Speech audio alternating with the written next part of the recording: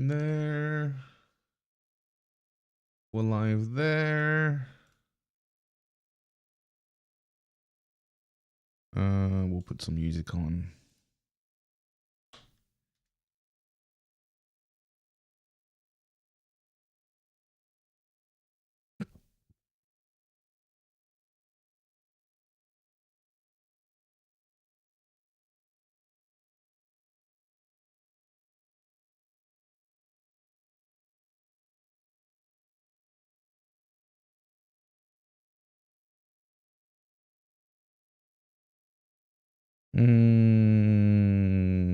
Let's go mystical.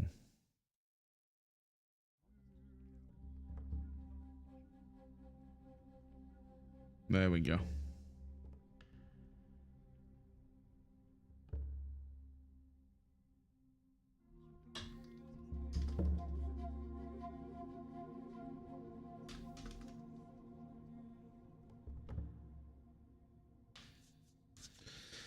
Okay, so let's set up some stuff first. Configure settings.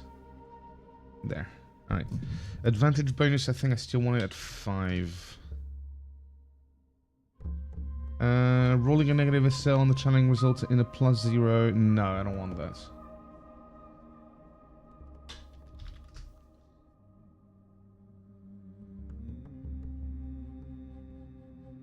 Yeah, negative SL with my system will be negative SL. Let's see. Partial channeling, common house rules that improves the flexibility of channeling. Instead of requiring the SL to reach the spell CN, you can instead cast anytime with the CN reduced by the SL. Yeah. Channeling ingredients. Have ingredients apply their benefits on channeling tests as well as casting tests? No. Actually, yes. If they want to. An official grimoire magic. Let's see. Homebrew rules. Replace melee polearm with melee brawling.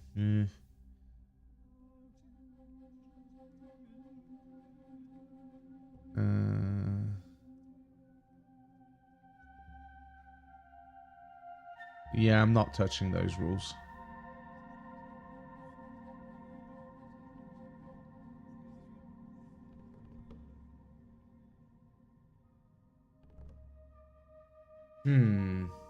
No. It promises that it's a whole package. It's either I take all those rules or I don't. When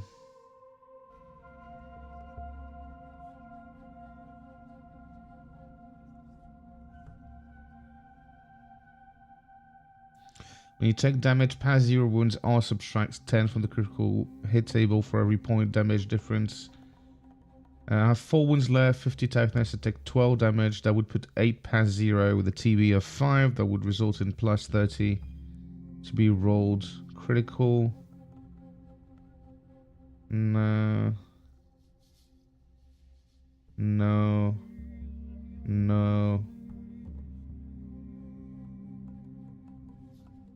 I can choose to have that. Advantage applies to channeling and not casting. Now, with the way I'm going to go for the rules, I'd rather the advantage apply for casting. Overcasting. So yeah, a lot of rules are actually in there. Cool. Spends the SL used, so if the spell does damage for each overcast used, the spell does -2 damage, and it's easier to oppose. Yes. Yeah, I definitely want that, because otherwise it's too powerful. Catastrophic miscast table and alters the existing table. Additionally, rolling 100 on cast or channeling test increase your miscast level by 1. I'll have to think about that. Critical channeling. If you successfully cast a spell from a critical channel, you add plus SL equal to spell CN. These SL. Nah. When casting a channel spell, a failed casting counts as an interruption. You can keep the SL channel. Yes. Because this is just stupid to lose all your channeled SL. It's too punitive. Give the option to have a value associated with penetrating X, where the weapon ignores X AP. Sure. New qualities, meh. Upon suffering a critical hit, for each AP in the location, the critical wound roll is reduced by 10. If the resulting roll is negative, no critical wound is received. After a critical wound is resolved, the outermost layer armor is damaged. Yeah, I kind of like that. That makes armor actually useful. And let's do that with shields too. No, this is going to be cancer. Size and damage bonuses are based on absolute size. It's a relative size. No.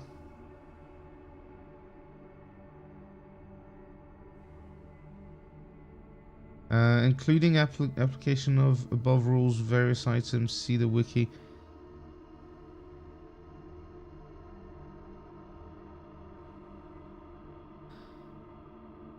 Yeah, let me check. Oh, okay, so it's actually there as well. Alright, cool.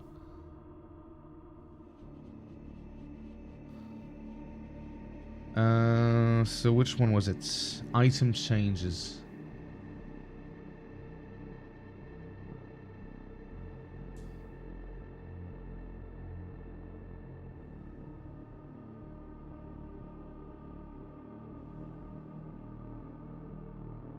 Various weapon changes, see below, that's gonna be that.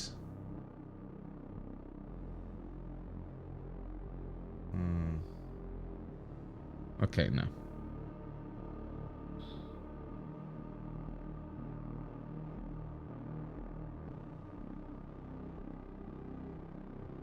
Okay, I don't understand. Do I have to select that if I want to use the other stuff? Probably not, right?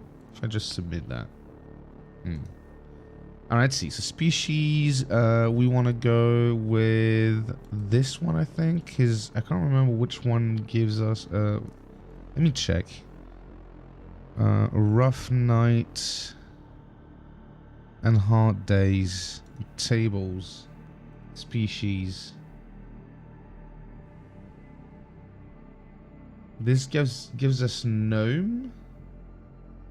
Ah, wait. There's supposed to be a table that combines the two, right? Pretty sure. Is it? Actually, no. I don't want this because I don't want ogres. So we're just gonna go with that because the other one is Archives of the Empire, Volume 2, and species. Yeah, this one adds ogres, which I don't want. I don't mind gnomes. I don't want ogres. By the way, I just realized I don't have the chat on, so if you guys have been talking, I have no idea what you said. Give me a sec. Let me launch it. Come on. Come on, come on. There. Alright, I don't think anyone talked yet. Did you? Feel free to talk again if you did. I'm sorry. Focus on this thing. I wanted to stream Factorio this week, but yesterday I just had an epiphany on how to make this game more palatable to me, right? Especially combat. Because outside of combat, I think the system is marvelous. It's great. But in combat, oh my god. Yeah. At first I was like, okay, it's fine.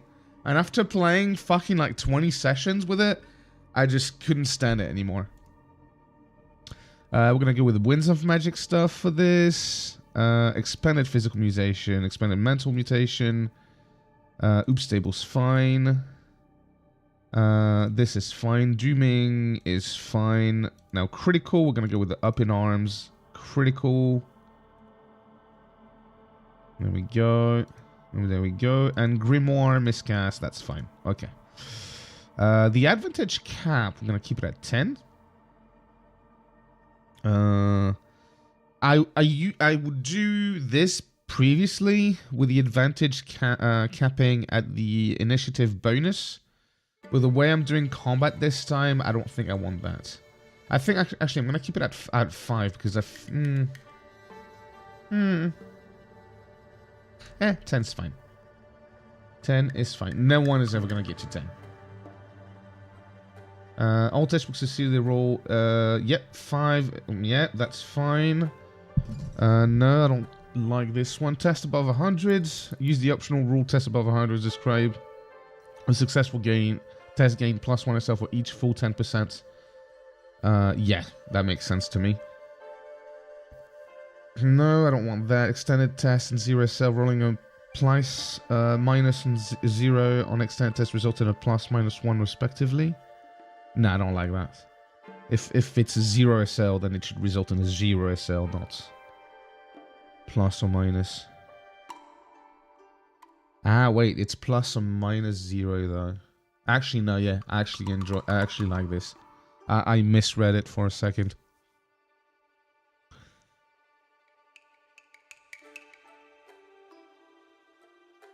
Yes, set default test difficulty to average if there's no combat outside of combat. Or if unchecked, default difficulty is challenging. In any case, this can be overridden in roll dialogue. Yeah, no, I definitely want average to be the default difficulty. Okay. Show blank roll result to fill in. No, I don't want that. Although that's an interesting idea. This is basically if you're playing with people in the real world, in meat space.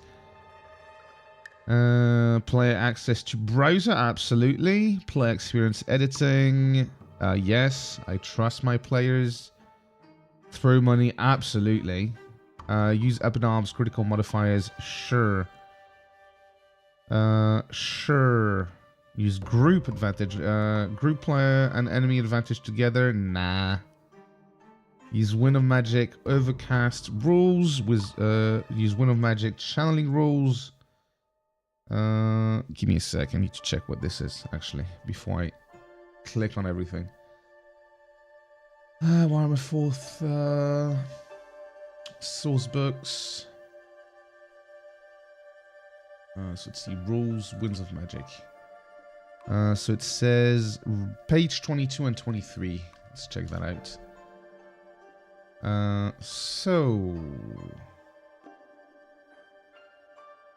channeling. Characters can get the power needed to cast a particularly powerful spell by channeling. Channel magic character must decide which wind they wish to channel and use their action to make an extended channeling test. Each SL adds to a special pool of powers the character may use to resume the CN of any spell. Yes! Absolutely. Each SL generating this way reduces the CN of a spell by 1 to a minimum of 0. Once the character feels they have gathered enough power, they must make a casting test on their turn, casting the spell at reduced CN. Any additional power is lost once the spell is cast. Yeah, if the casting test failed, the stored energy is lost and the spellcaster must roll on the minor miscast table. You know what, actually, I might go with that. So let me go back to the homebrew. And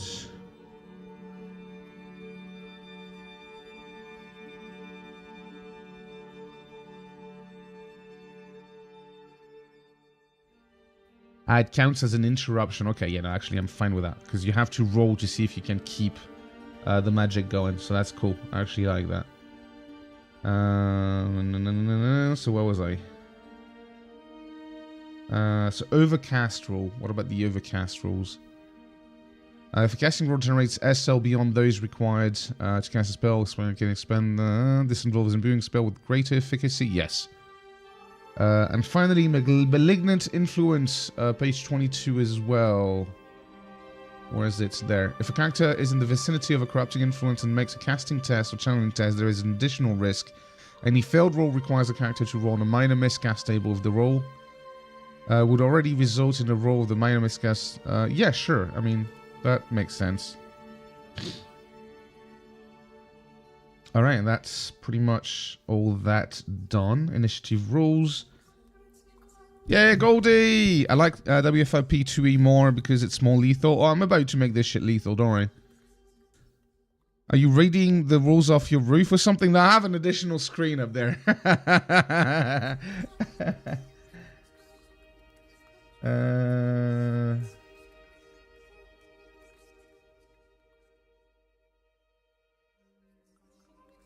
Let's go with the roll a d10 and add initiative. Higher goes first. I like this one better. Alright, so let's talk about what I'm doing. Because you're saying the combat is not deadly enough. To me, the main problem is not so much that it's not deadly enough. Is that it's boring.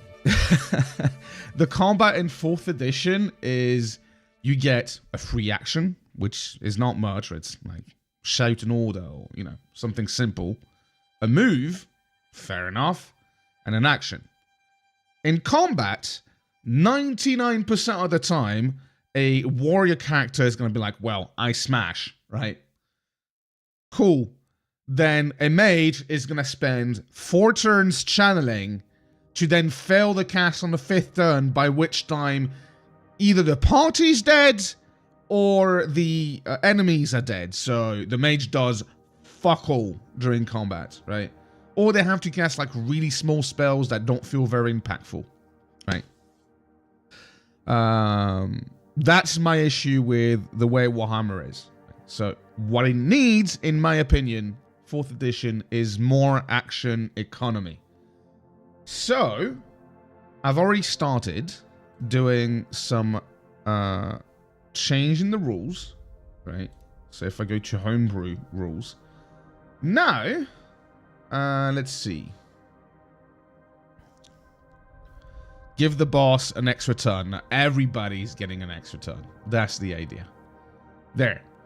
Character takes turn. Each combatter takes a turn in initiative order, starting with the highest initiative. On their turn, each character can perform 1 free action, 1 movement, and 2 actions.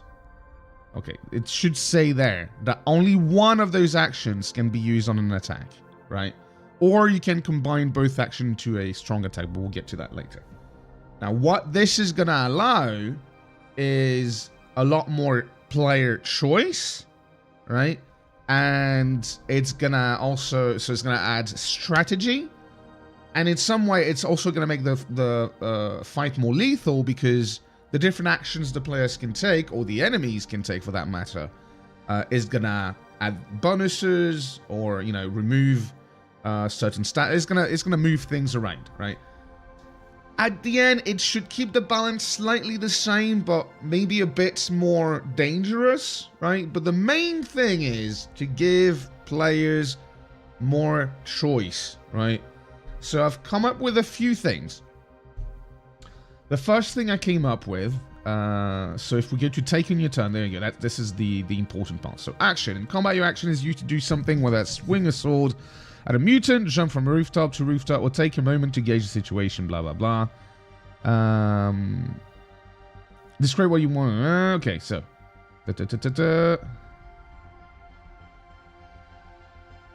So I really need to add the fact that you can only use it on one action on attacking, but right. So first thing I've added, stances, right? Because I feel like that's gonna add a little bit of it's basic. It's something everybody can do to some extent. I'll explain that in a second. But it's, you know, gonna give just a little bit of strategic layer. Right. So at any point during your turn, you may use one of your action to adopt a combat stance, setting your approach to match the demand of battle. Each stance offers distinct advantages and trade-offs, allowing you to adjust your focus between offensive and defensive strategies. The following stances are available to all characters by default, right? We're going to have Guarded Stance, which gains plus 10 to defensive tests, but suffers a minus 10 to penalty to attack rolls, right? Aggressive Stance, which is basically the same, but reversed. And then I was thinking, okay, there are characters that... like range characters or casters that might want to focus on that, right? So I went with the focus stance, where you gain plus 10 to your range or spell casting test, but you lose half your movement, and you get a penalty of minus 10 to any test unrelated to what you're focusing on, right? So it's not just defense, it's everything, right? You're going to be less perceptive, less able to dodge, of course, less able to defend, but less able to do anything that's not what you're focusing on. So it's quite the trade-off, right? Because if you think, at first I was like, well, this might make ranged characters OP, but if there's a ranged character in the opposing party, they can take you out more easily because you have -10 to defend, right? So, yeah. Although you don't really defend against range attacks, so. But still. I think it will balance itself out because enemies will be able to use those stances. There's also more advanced stances that I came up with, but those you're gonna unlock with talents. And I still need to implement those into the different careers. I think I might do it on the fly, but we'll see. The 4 I have are Unyielding Assault, which is basically the next step after the aggressive stance, where it's +20, -20, just to go fucking bonkers, right? This would go perfect on a dwarf, right? On a slayer. I have Guardian's Vigil, which gives you the protective stance, granting you +10 defensive test to when using a shield, which applies to any adjacent allies, right? As well, but you get -20 to attack, so like the tanking stance. Then I have the Elusive Movement talent, which gives you the evasive stance, gives you +10 to dodge test, and when you successfully dodge an attack, you gain additional advantage. But you get also -10 penalty to attack rolls. And finally, there's a weird one, but this one will kind of synergize with other talents.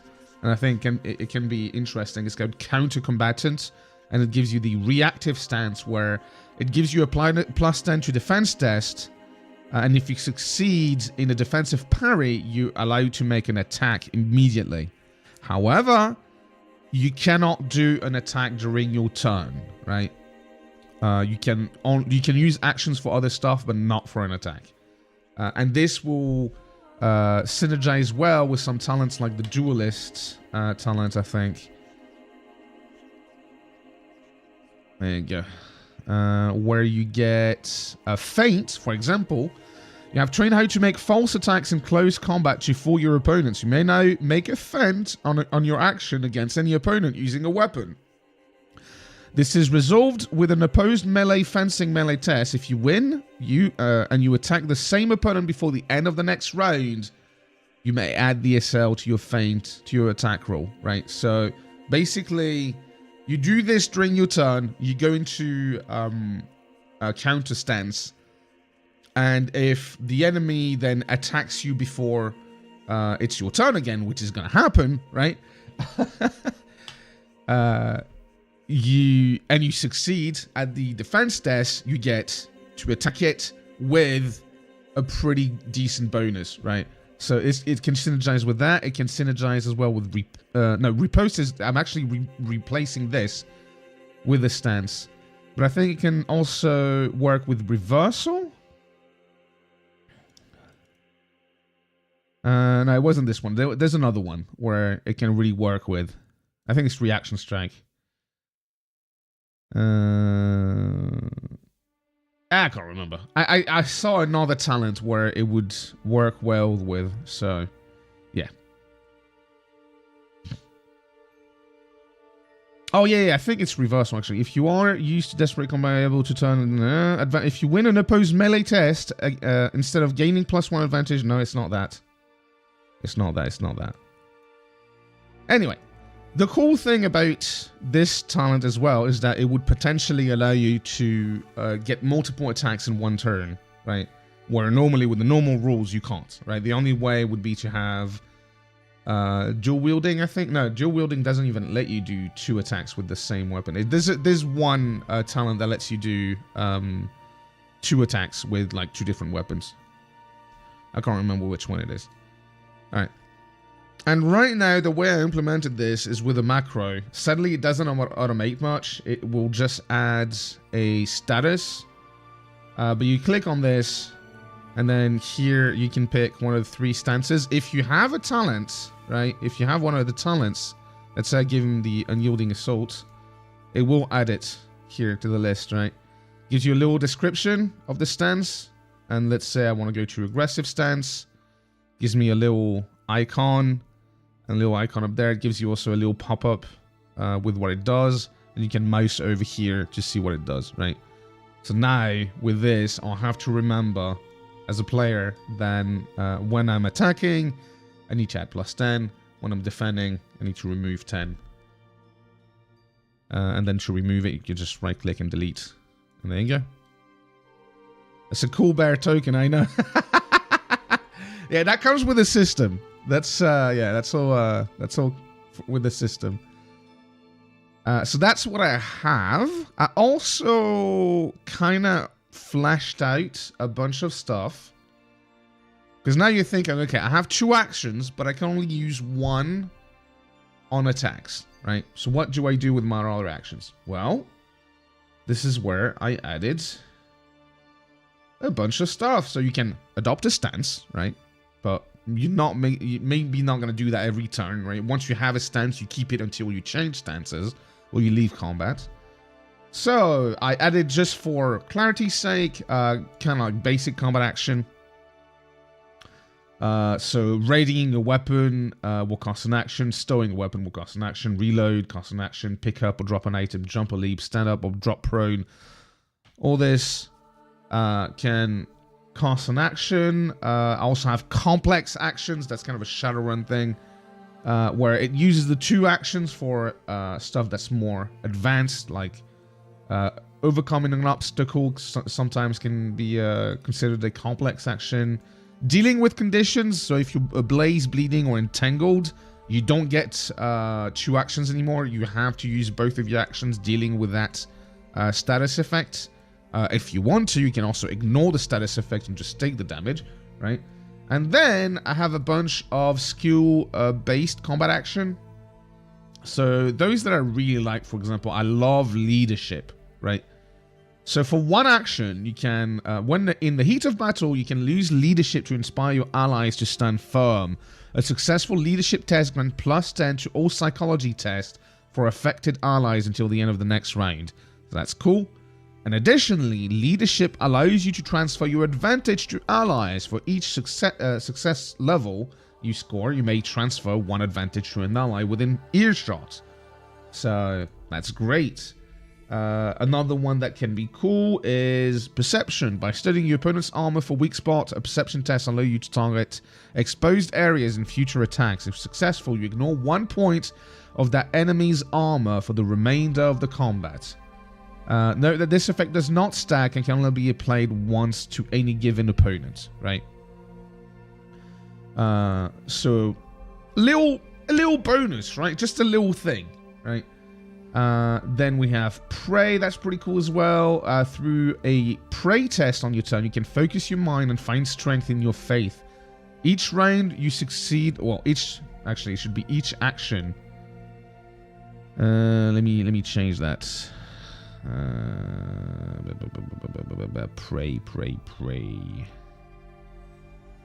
Okay. Each action you succeed on a Pray test grants you +1 advantage up to a maximum equal to your fellowship bonus. Praying in the midst of combat may require quiet focus, so consult with a GM based on circumstances.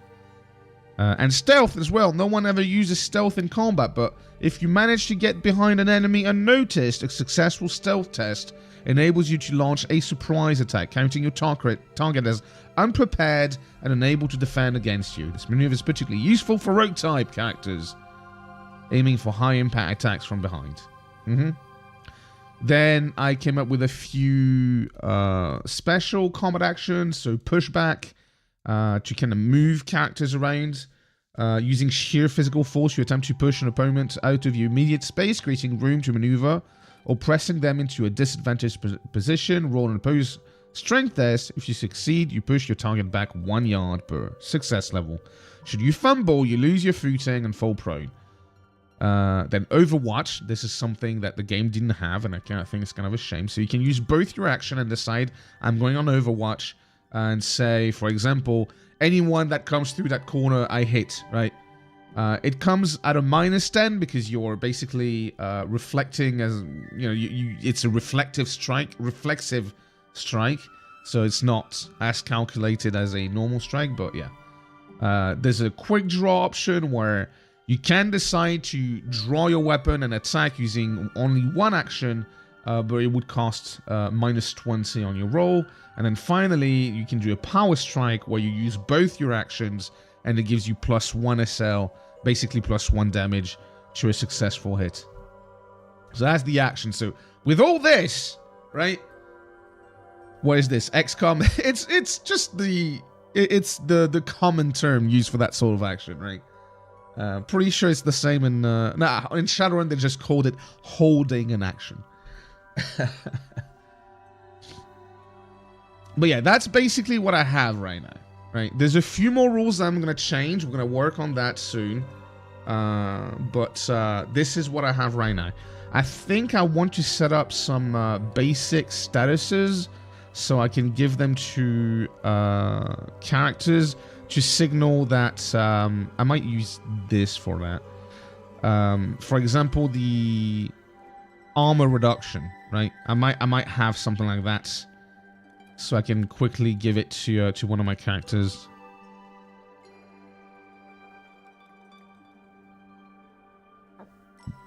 So I can keep track of this stuff. Otherwise, it's going to be difficult.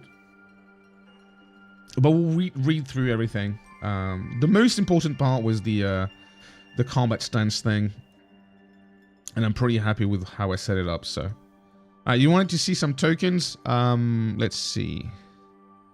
Not all of them have tokens that pop out like this, though. Let's see. I think the core rulebook has a bunch of yeah, there. Let's see. We're gonna go through them a little bit. Yeah, there you go. Basilisk.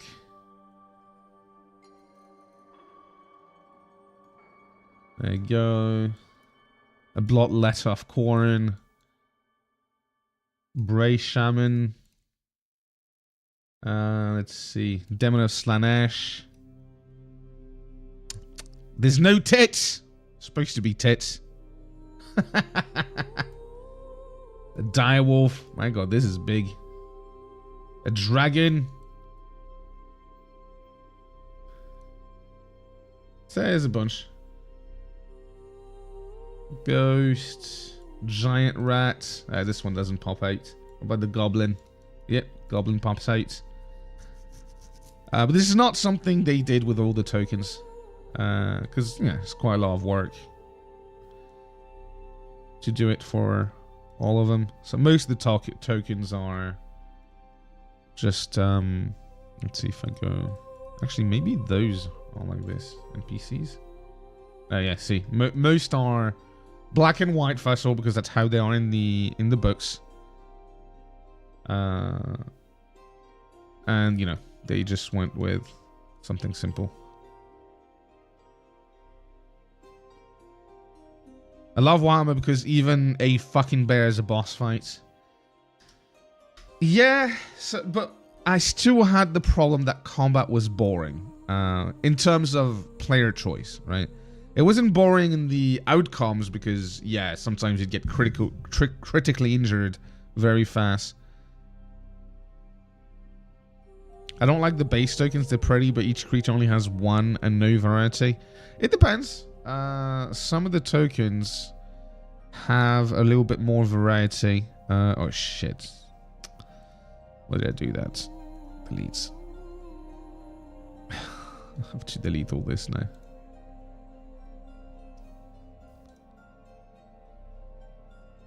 I mean, if I'm playing Shadowrun, which is my homebrew Shadowrun campaign, I try to have unique tokens for everything, right?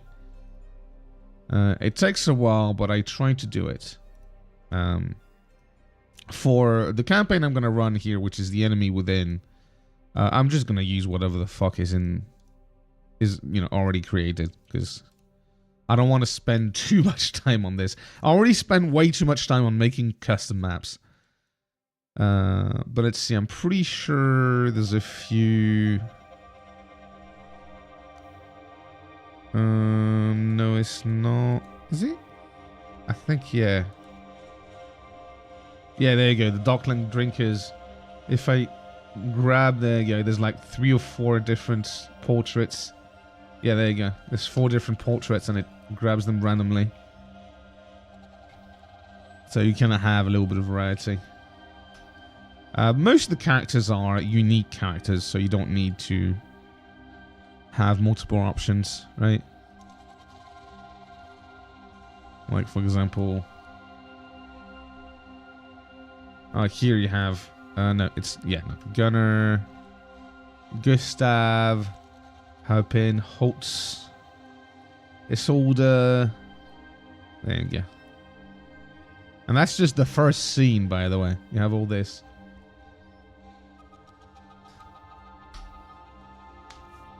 Alright.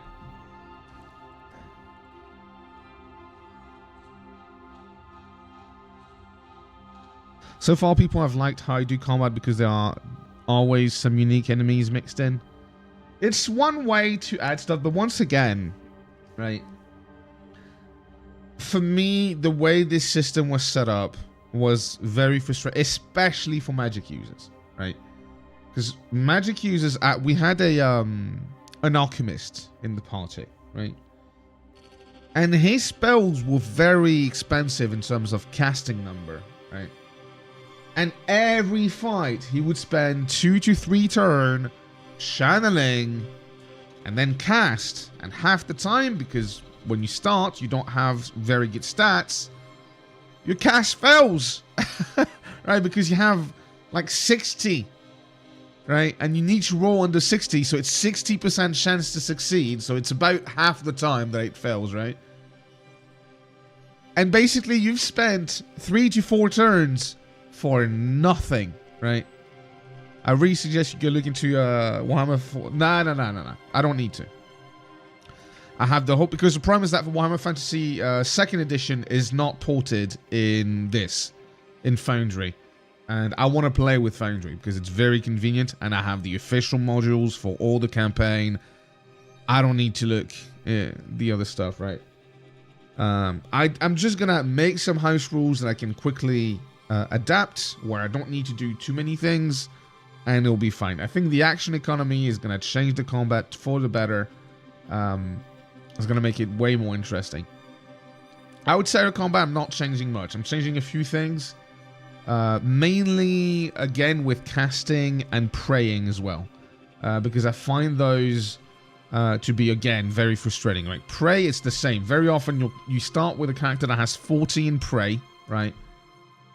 And every time you want to pray and do a miracle, well, there's 40% chance you're going to succeed. There's 60% chance to fail. So again, half the time it doesn't work.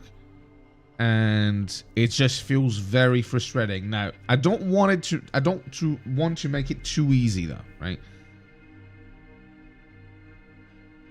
Now, but the problem is if I change the rules completely, right, and go from to another system, right? I'm not going to be able to use the built-in system of Foundry, right? I want to build on what's already there. I don't want to change it completely, right? So I'm still going to use, for example, for magic, I'm still going to use the casting number system, where you have to channel and all that stuff. Just I'm going to give more opportunity for the players to succeed or fail, right? So it's less frustrating, right? It doesn't feel like you're spending fucking 4 rounds doing fuck all. So my idea is the following, right? You can spend an action. No, I already have an idea anyway, right? For casting, right? So you can spend multiple actions on channeling, right? You can spend 1 action on channeling, then a 2nd action on channeling. The risk is, right, before I would rule it as when you have negative SL, it doesn't impact your result. Now it will, right? So it should result in more, especially if they use their fortune points, right? Should result in more opportunity for the players to succeed, but it's not gonna completely break the system. So, for example, if I grab a, let's grab a from the starter sets. No, not here. Starter set, pre-gens. I think it's this one, yeah. There you go. Oh, he doesn't have spells. let's see.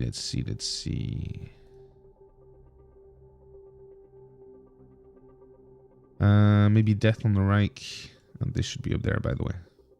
Ah, fuck's sake. No! Come on, fucking move. Oh, it's because it's like this. There. Jesus Christ, man. Why is it not moving? There. Okay, no.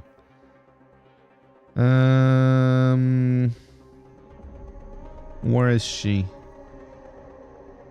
No, it's not there. I think it's the chapter before.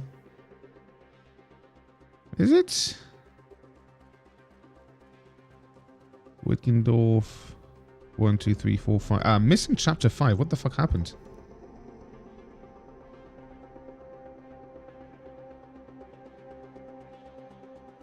I'm missing a chapter!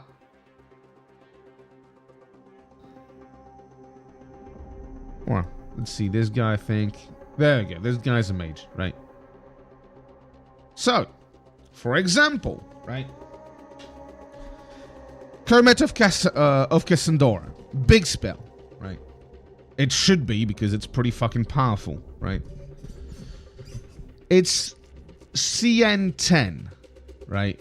Well, this character is pretty strong, right? It's not a player character. If I look at his career, well, it doesn't show, but yeah, he's pretty powerful, but still.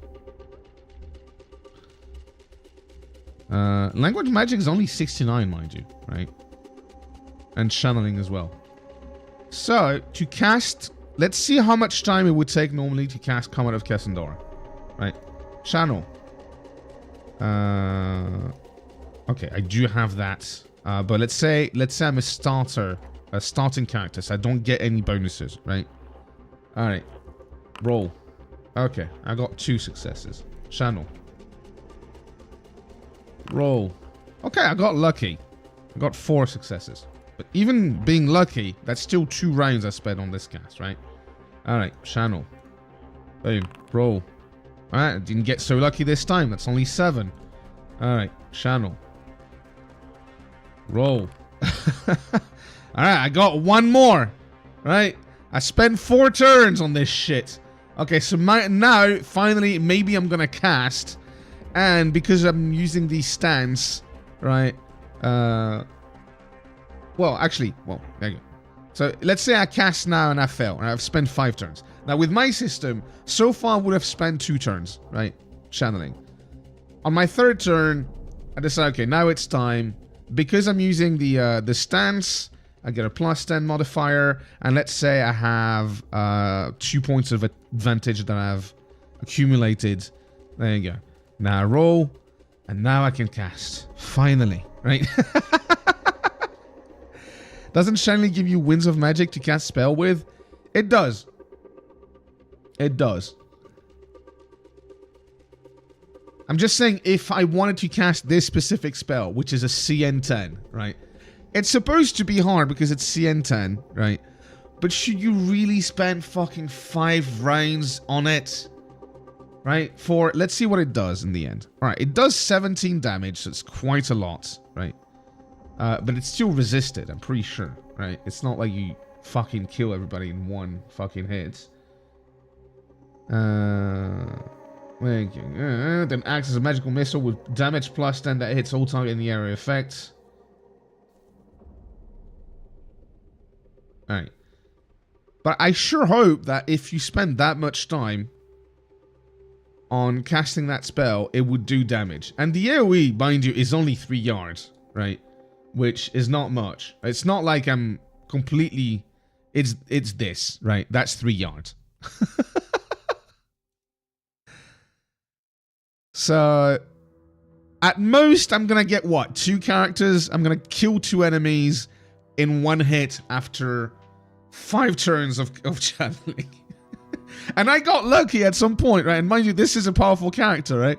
I got a +4 at some point because I got 69 in channeling. It's not bad. Also got lucky because I didn't get any negative SLs, so... You know, 5 turns, pretty fucking good, right?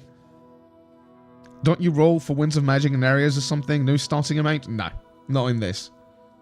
Not in this. Well, sometimes if the wind you're using is particularly present wherever you are, then yes, you're gonna get some bonus. But very often it's not the case. Very often it might be the opposite. You might be in a place that's filled with dar, which is the you know, the chaos wind, if you want, right? So it might give you negatives, right? So, you know, during that turn, that amount of time, the warrior has killed 2 people easily, right? So why not the mage? It's supposed to be powerful. What the fuck is going on that it takes so long, right? By the time I cast this spell, everybody's dead already, right? If I have a ranger with a bow in the party, he's killed 3 people already. So, it's just dumb to me that it takes so much effort to cast fucking spells. So, now with my system, right, let's do it again. So, channel. So channel shouldn't, the advantage shouldn't work on channel, right? So let's do that. That's half a turn, right? Okay, I got a +6. I rolled a 1. That's really good. So let's change that. Let's say, oops. Let's change that. Let's say I rolled a +3. Right? It's still pretty good, but all right. So I spent 1 turn so far. There you go. There you go. I spent 2 turns, and now I can cast. Right. Well, I got a +5 once again. It's pretty good, but still, you know, my point stands. I went from 5 turn, you know, cast on the 5th turn to cast on the 3rd turn. Right. Which I feel is more reasonable. It's more reasonable. And that's a big spell, right? It's a big spell with SL10. I could just choose to cast something else. So that's for mages, right? And every channeling test, right, you risk rolling a double, which could result in a miscast or major miscast, right? So it's not without risk. Now, do I have a warrior priest character? I don't think I do.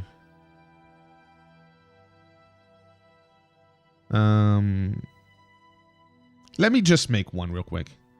Character creation, yes. Species, I'm going to be a human Reiklander. Alright, career, I'm going to look for it in the compendium. Warrior priests. No, that's priest of Mimizia. I mean, that works, I guess. There you go, novitiate warrior priest. We'll start with that. So submit that. Then attributes, we'll roll for it. I'll just keep things as they are. Yeah, it's not the best, not the worst. Go with 3 and 1. That's what I would recommend. Oh, wait, no. 0, 2, and 2, and 1, sorry. Weapon skill 5, whatever. So yeah, attributes I'm done. Star sign, roll, boom. I don't care. Skills and talents. We'll put melee basic, range bow. Right, it doesn't really matter. Leadership, law right land, animal care, and cool. Right. Let's see. We'll go with suave.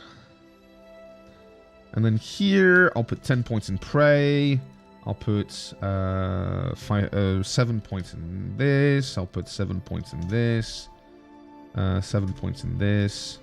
Let's see, 5 points in this. And 4 points in this. Right, let's go with that. Choose 1 career talent. We're going to go with Bless, because that's what we need to be able to do this thing. And then I get 3 random talents. That's great.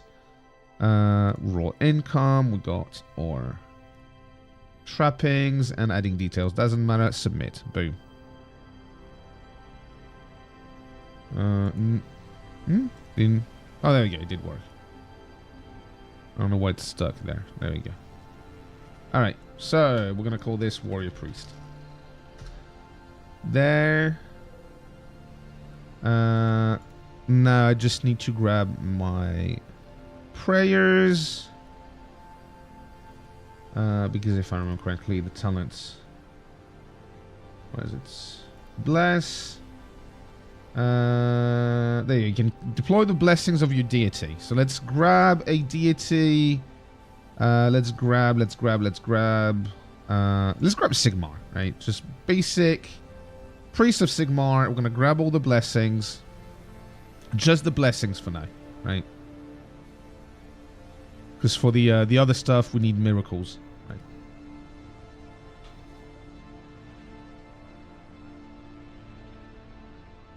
All right. So we got the Warrior Priest. And see, he's got pretty good stats, right? He's got 39 Fellowship, which is very good, right? And we put 10 on Pray, so we've got 49. All right. So half the time your prayers are going to fail. Feels pretty frustrating to me. Especially in combat, because you have to dedicate, in the normal rules, you have to dedicate basically your whole combat round to praying.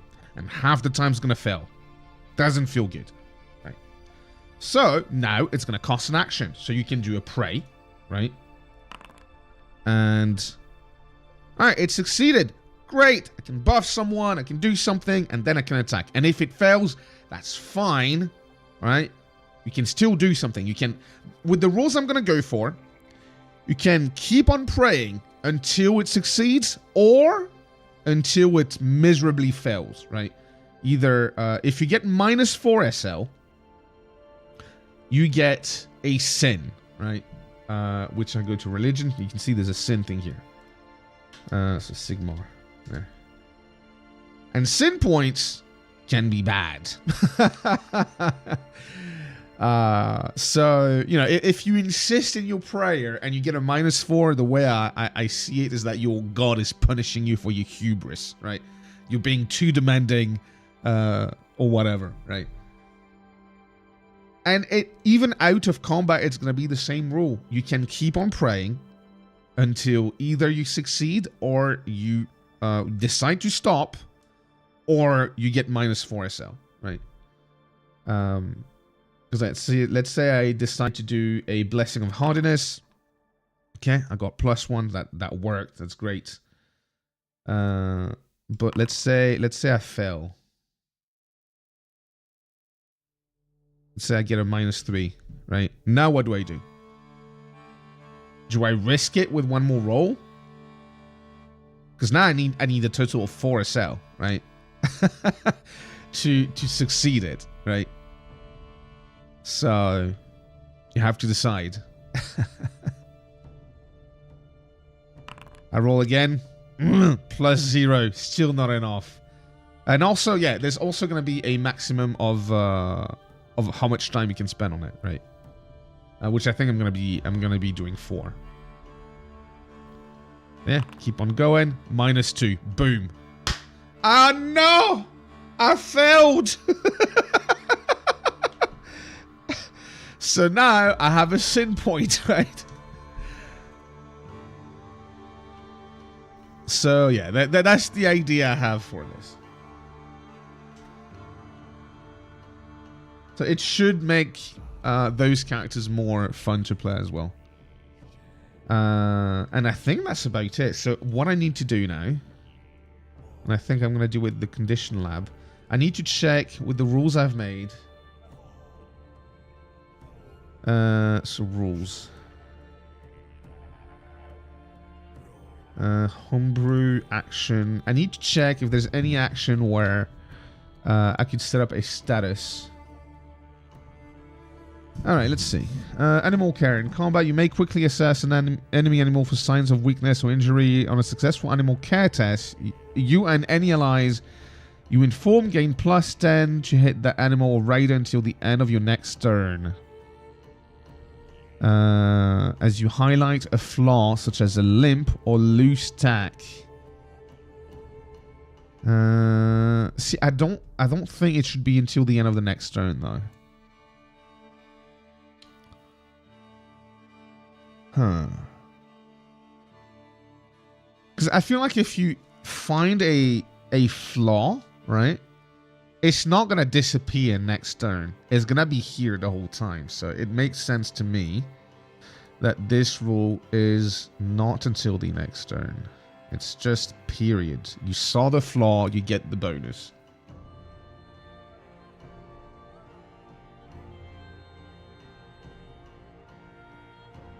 There. Boom. So I think I do need a status for that. So let's see. How do I do this?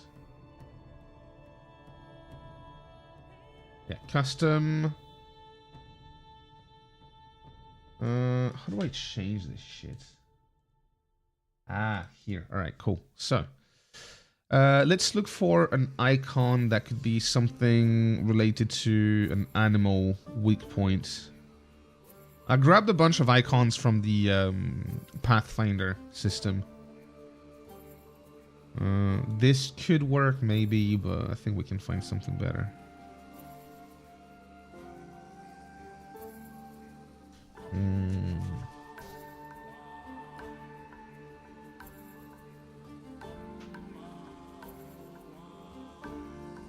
Well, something that looks like an injury, if possible.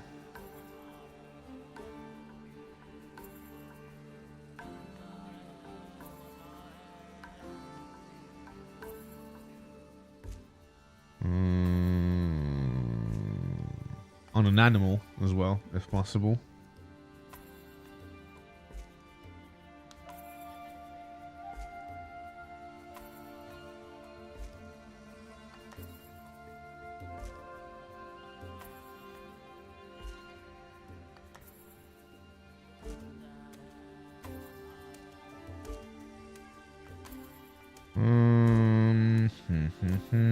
Well, just that could work, right?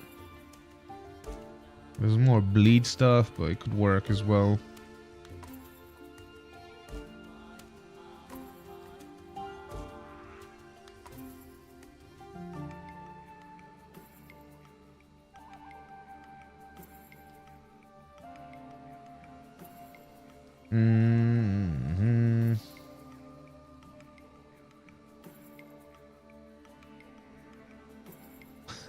What the fuck is this? There's a few funny ones in there.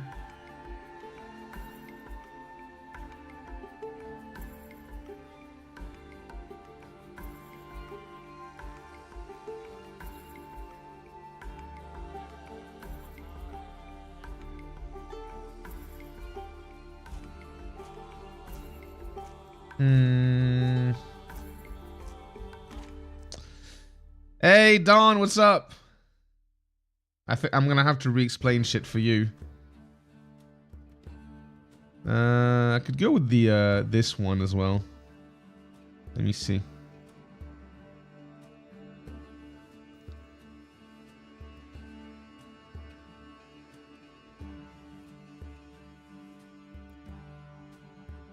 Quite annoyed with the dice of winning that. Ah, what happened? Was it work?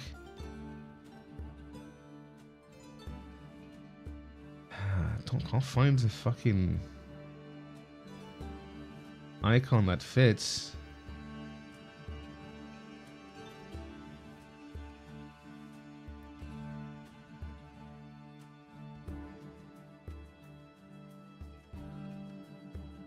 You know what? Let's go with this.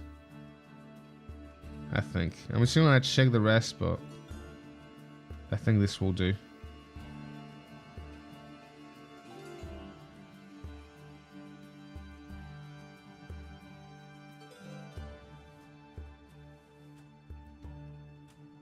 General manager meeting? Yeah, I get it. I'm gonna have to participate in a meeting at some point, and I'm not looking forward to it. I think it's next week. Oh, this is pretty good.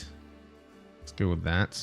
Let's see if I find a better one, but I think that that paw print was pretty good.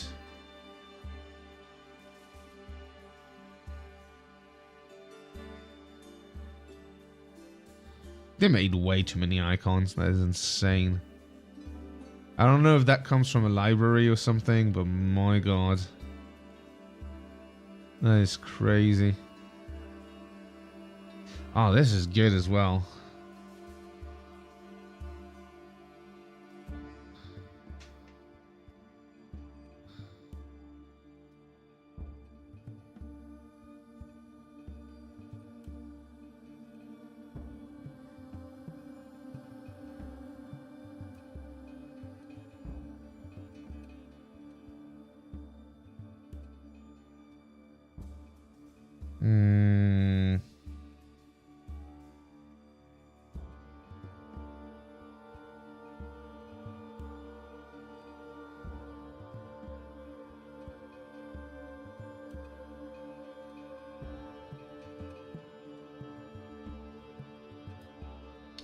Yeah, alright, let's go with the one I selected. There. They look stolen from games. I think I recognize some. I mean, there's probably some that come from World of Warcraft and, you know, that sort of stuff. It's the forced networking that drains me. Yeah, I bet. Yeah, I bet. So, we're gonna call this... Animal Weakness.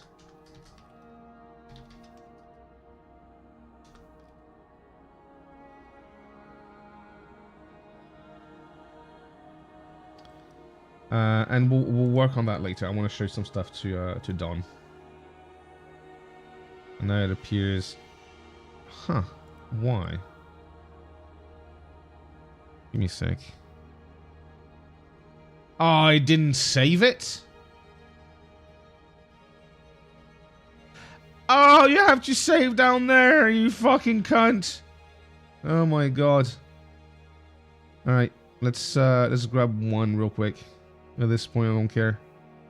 Let's go with this. Happy with that. Animal weakness. There.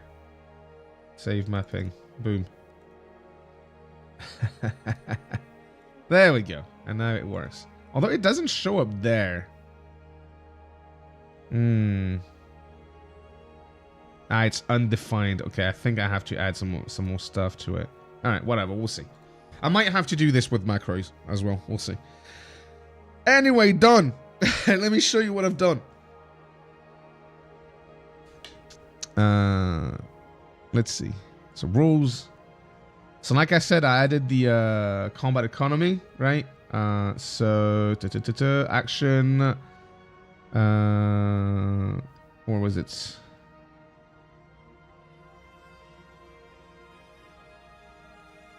Okay, I still need to rewrite that part. I rewrote that part where one movement, two action. I need also to specify only one can be used in combat, right?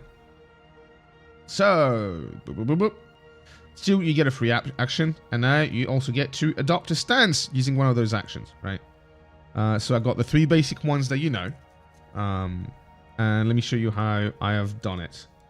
It's going to work with a macro that I created with the help of ChatGPT, because believe me, I did not write all this by myself, okay? Let's be clear, right? I did not write all this by myself. So you click on this, right? Say one of the players want to take a stance. You click on this, and it gives you the three basic stance, right? So you can pick guarded stance, aggressive stance, focus stance. This guy's a warrior priest right now, I think. So, yeah, he's a warrior priest. So let's go guarded stance, right? Gives you a nice little icon, pops something up as well to tell you minus 10 attack plus 10 defense. You can also mouse over this, gain plus into defense. Sadly, I'm not able to automate it. I wish I could. The problem is, with a macro, I do not know how to create something in the scripts here, and I do not know even how those scripts work. And to do conditional stuff like only apply this bonus when you're defending to an opposed check, you have to use scripts, right? And I tried looking at other effects that already exist in the game, I just don't understand it. So, we will have to do this manually. Because sadly, in the effects here, the only attribute keys that exist are basic stats modifier. So you could say, yeah, well, you could just do a +10 weapon skill modifier, right, to reflect the attack, but then you still use weapon skill as well to defend, right? So that doesn't work. So I'm not touching that. Oops. There. The cool thing, right? Oh, it removed it. So the cool thing, let's go guarded stance. I want to change stance. I want to go to aggressive stance. Boom. I can switch. It switches on the fly. No problem. Now you might be thinking, what about those other stances I created, right? Because there's advanced stances. Well, I created items, talents, right? That I will basically add to different careers. So let's say this guy wants to be a tank. He wants to be a Guardian's Vigil, right? So I give him the Guardian's Vigil talent, right? And now, when I click on the macro, I have the option for protective stance. There you go. So it, you know, automatically detects if you have the talent, and it adds the stance that's related to your talent. Yeah, that's very nice.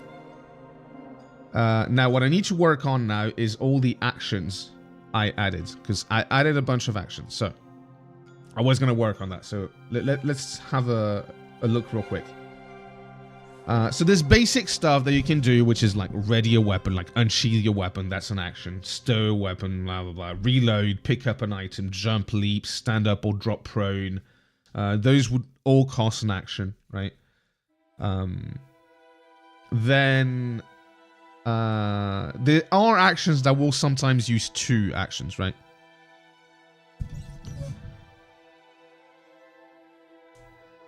Is that you get pigeonholed into one functionality with a talent pick? No, because some careers will have eventually 2 stances. I don't want them to have all the stances, but I think I want all careers to unlock...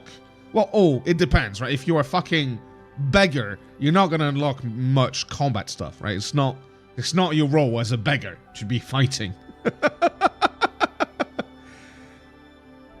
But you have to spend to get the talent. It's not that bad, though. It's 100 XP. It's fine, right? You have other stuff you can do with your action points. I'm getting to it, right? And those actions will give you way more to do. You'll see. So the economy for talents may be skewed with other classes. Well, yes, classes that are not combat focused will have to focus on other stuff, which is what I'm going with here. So yeah, so there are actions that will require spending 2 actions, right? Setting up heavy equipment, deploying or readying a large cumbersome item, climbing, crawling, like heavy maneuvers, searching an area or a container, that would be a complex action. Deal with conditions as well. If you're bleeding, ablaze, or entangled, it would be a complex action to deal with those things. You can decide to ignore them and just take the damage, but yeah. Because I just don't see this being balanced if it only uses 1 action. I can also adjust stuff, don't worry. I can also add more talent to the, different classes. It's fine. Or remove some talents, add those. It's only 100 XP though. It's really insignificant at the end of the day. Because especially those talents, it's already the case, by the way, Don, that some careers require more XP if you really want to get the most out of it. Because some talents, if you really want to get the most out of it, you have to level the talents multiple times. And that's 100 XP, 200 XP, 300 XP, etc. Right? And in some of the careers, you don't have any talents like that, and you can just, go to the next step all the time. So the careers are not balanced already as the game is from the book, from career to career, right? They're really not. Now, there's already a bunch of skills that exist, a bunch of actions that exist within the game based on all the skills, but it seems like people are not using them. So I thought, let's point them out, right? What you can do Example, animal care. What can you do with an animal care? And I think the main problem was because you only had one action, everyone felt they had to use an attack during their action instead of trying to do other stuff. Now you can do both, right? Character with, let's see, if in combat, you may quickly assess an enemy animal for signs of weakness or injury. On a successful animal care test, you and your allies you inform gain +10 to hit that animal or its rider, as you highlight a flaw such as a limp or a loose tack. Oh, don't worry, I'll get you prey, don't worry. Animal care may provide a maximum of +10 to hit per animal, no matter how many tests or matrix appraise it. So you can't exploit it, so everyone does an animal care check, and suddenly you have +50 to kill the fucking thing, right? You only get +10. Then animal training. What can you do with animal training? Character with training and animal handling can use this skill to dominate and frighten animals. A successful post-animal training / willpower test against the animal's master or instincts causes fear in the targeted animal until the end of your next turn. While the animal remains afraid, you may use your animal training skill instead of melee to defend against its attack, and with GM approval, issue specific commands. Right? Actually useful. And you're not stuck only doing this during your turn. You can do this and bash someone else. Right? Charm animal. Using charm animal, you may attempt to calm a hostile animal. On a successful test, the animal will not attack you that round, and you gain +1 advantage. Right? As with charm, this action can be repeated until you fail a charm test. So, let's go to charm then. What can you do with charm? Social characters are not very effective in combat. Well, let's see what they can do. If you believe an opponent may be swayed by pleas or persuasion, you may attempt to use charm in combat. Success means affected targets will hold off their attacks on you for that round, and you gain +1 advantage. This effect persists each round you succeed in the charm test, but if you fail, you will lose weight and have no further effects. Well, no, yeah, that's a given, done. That's a given. I don't need to point it out. As a GM, I will tell you, no, fuck off. The animal is not charmed anymore. What else? Intimidate. In the midst of battle, a character with Intimidate can cow their enemies with a show of force of a chilling command. Success causes fear in all intimidated targets, who may falter or even flee. You may also use Intimidate instead of melee to defend against these targets, and, with GM approval, issue commands such as drop your weapon or back down. A failed Intimidate test ends the effect as opponents see through your bravado. There you go. Useful!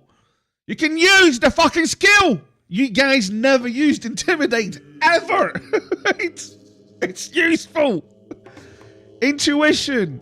A successful intuition test allows you to gain +1 advantage as you read your opponents and the environment for subtle clues about their movements or weaknesses. As long as you continue observing your surrounding without interruption, you may continue building advantage each round, up to a maximum equal to your intelligence bonus. Right. Now, leadership. Leadership is awesome. I always like leadership, but once again, because you can only do one action per turn normally, nobody bloody uses it, right? Now, when in a heat of battle, you can use leadership to inspire your allies to stand firm. A successful leadership test grants +10 to all psychology tests for affected allies until the end of the next round.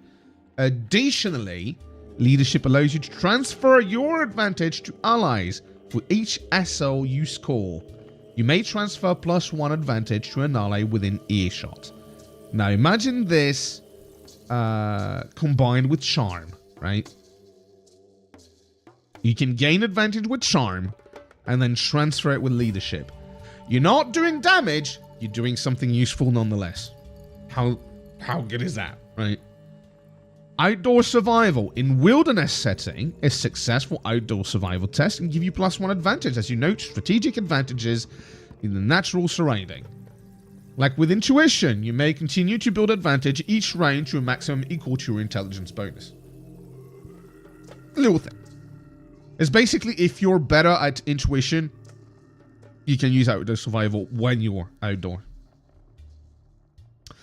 Perception. By studying your opponent's armor for weak spots, a perception test allows you to target exposed area in future attacks.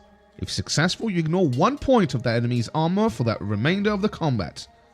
Note that this effect does not stack and can only be applied once to any given opponent. It's the same thing as the animal care, more or less, right? Prey. Here we go, right? Prey can be useful for more than just praying. Through a prey test, on your turn, you can focus your mind and find strength in your faith. Each action you succeed on a prey test grants you +1 advantage, up to a maximum equal to your fellowship bonus. Praying the mist of combat may require quiet focus, so consult with the GM based on the circumstances. Leadership. Come on, man, let's slaughter these puny animals. Intimidate. Drop your weapon and grovel, you fools, or we will slaughter. Yeah, exactly. It's cool, right?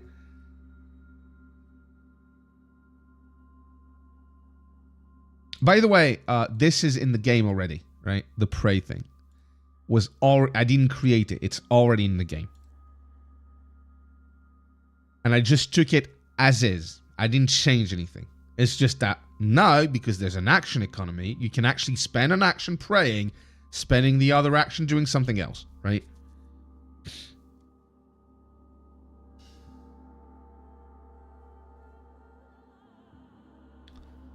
And then finally, stealth. If you can manage to get behind an enemy, because there's one thing that's, you know, not really taken into account. This game is like kind of flanking sort of stuff like that. So I thought, let's add it with stealth. If you can manage to get behind an enemy and notice, a successful stealth test enables you to launch a surprise attack, counting your target as unprepared and unable to defend against you. This maneuver is particularly useful for rogue types characters, blah, blah, blah. Cool, right? It's simple. It's not easy to do because you need to be unnoticed, right? And you still need to... oh, yeah, I'll do a cheat sheet for sure. I'm wondering if I should do a macro similar to this where it gives you a whole list of actions you can do, right? Then what do you have? Pushback. So I made a bunch of other actions that you can do. Okay. Pushback. Using sheer physical force, you attempt to push an opponent out of your immediate space, creating room to maneuver or pressing them into a disadvantageous position. Roll an opposed strength test. If you succeed, you push your target back 1 yard per success level. Should you fumble, you lose your footing and fall prone. So only on a fumble, right? So double on a fail, right? Pushback is particularly effective when trying to control movement in close quarters. Overwatch. By setting up an overwatch, you take a defensive stance and prepare to attack any opponent entering your line of sight or designated zone. Specify the zone or entry point you wish to cover and select your attack type, melee or ranged.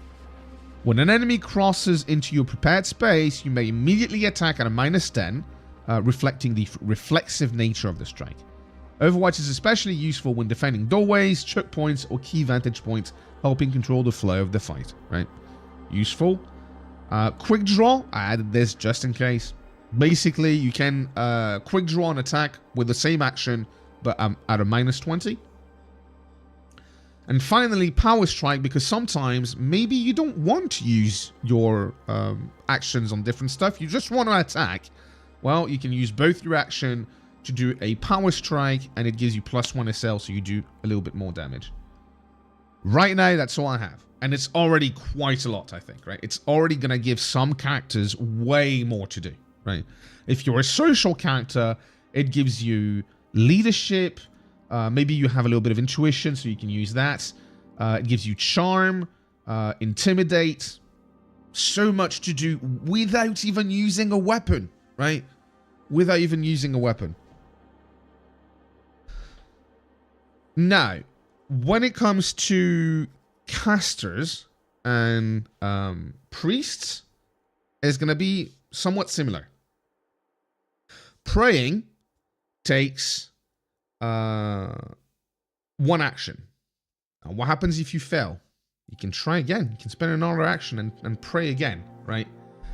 That being said, it comes with a caveat because I'm making it easier for you to manage your buffs with Helping Hand. You can put an ally out of harm's way without causing an attack opportunity if the target is unwilling during a post-strength test.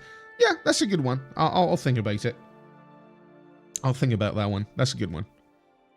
But yeah, let's do pray, right? So you can pray. You can do an extended test, let's say, for praying, right? To give you more chance of succeeding. That being said, it comes with a caveat. If you get to -4 SL, you get a sin point. So there's a risk, right? So the way it's gonna work, basically, let me show you, right? So I have this character. It's a fresh character, a fresh novitiate warrior priest. Not really needed. I feel like it is.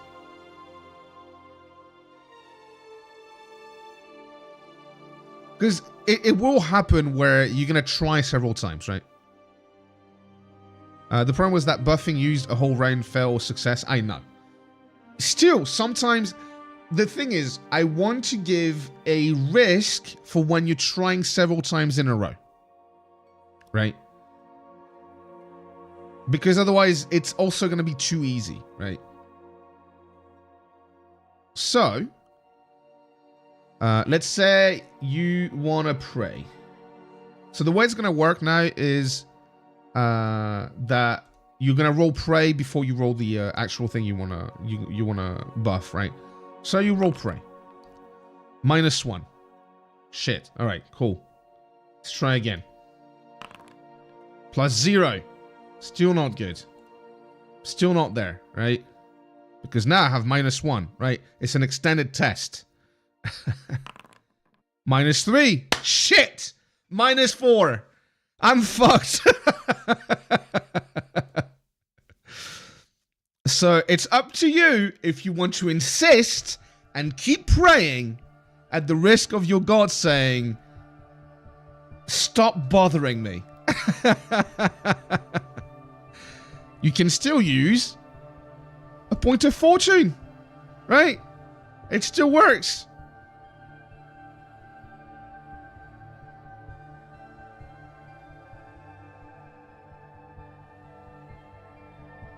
Big brain, exactly.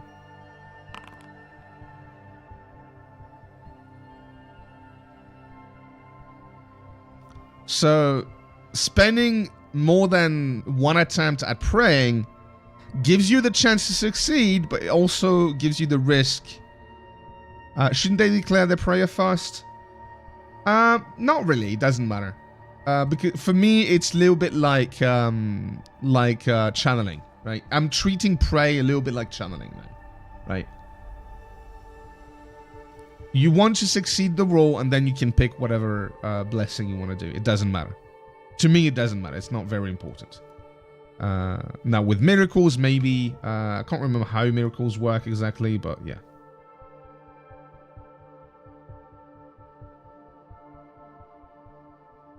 So that's the idea.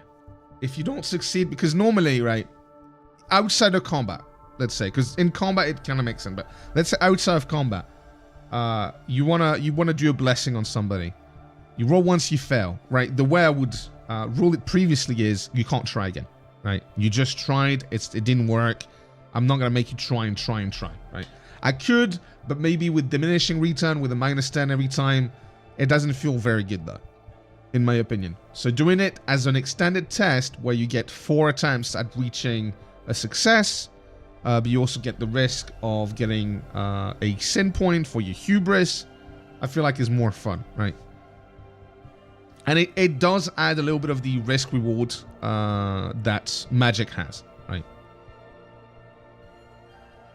And it's all the choice, right? You don't have to. You can decide, okay, no, the prayer didn't work, it's fine, I'll just do something else. In combat, you still have the choice to do whatever the fuck you want, right? And I think that's important. Now for mages, like I said earlier, let's see, starter sets. And it can't start a new channel right away. So how much time between channels? No, you can keep on channeling now. Or do you mean for prayers? For prayers, I'll do like previously, right? I'll say maybe once an hour, basically, right? If you failed... Yeah, I might menace to. I stop. I restart. Yeah, no, yeah. Well, like I said, you can't just restart instantly. There will probably be some time before I let you do it again. Just like previously, when you would just roll once and it failed, I would tell you, well, you failed, so I'm not gonna do it again, because otherwise you can just keep on rolling until you succeed, and there's literally no risk, right? Can we turn it into a praying state? It's more or less that. It's more or less the action that was in the rules here, but instead of doing it for gaining advantage, you do it. You do it to get your prayer. That way you can pray once and give every member a buff. I mean, at the end of the day, this would be the same, right? You succeeded your pray, you keep on and you keep on praying, you keep the same prayer going. I'd be happy with that, in fact, yeah.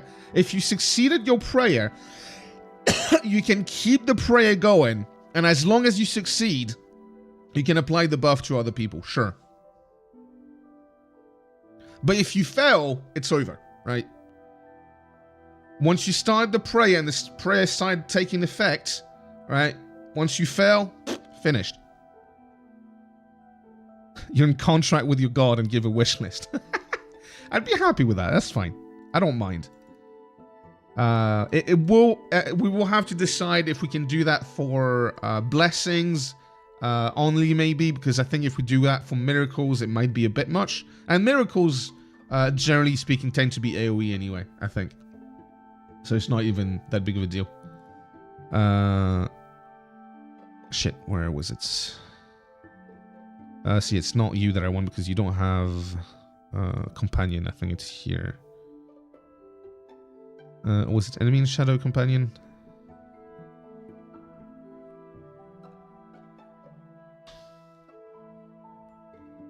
There you go, this guy. Boom. Miracles include the mighty hammer, indeed. Alright. So, Hieronymus Blitzen, right? Let me clear, fuck. Let's do a cast so we can get rid of that. So I'm gonna cast this. Boom, boom, there. There you go, I got a 0 now. So, channeling works the same as before, basically. It's just that now only takes one action, right? The difference is that you can have the focus stance, right? Which gives you +10 to casting, right? To spell casting check. So you can. I'm still debating if I should give the bonus to also channeling or if it should just be for casting. I'm still deciding on that. We might need to play so I can feel the balance and see where I want to set the barrier, right? But let's say that it works for channeling. So I get a modifier of 10, right? And I roll. Alright, so this guy's really fucking good though. So he's not really a realistic representation. I think if I were to put his channeling at... Well, I can't even modify it. Why? How do I modify this already? It's been a while.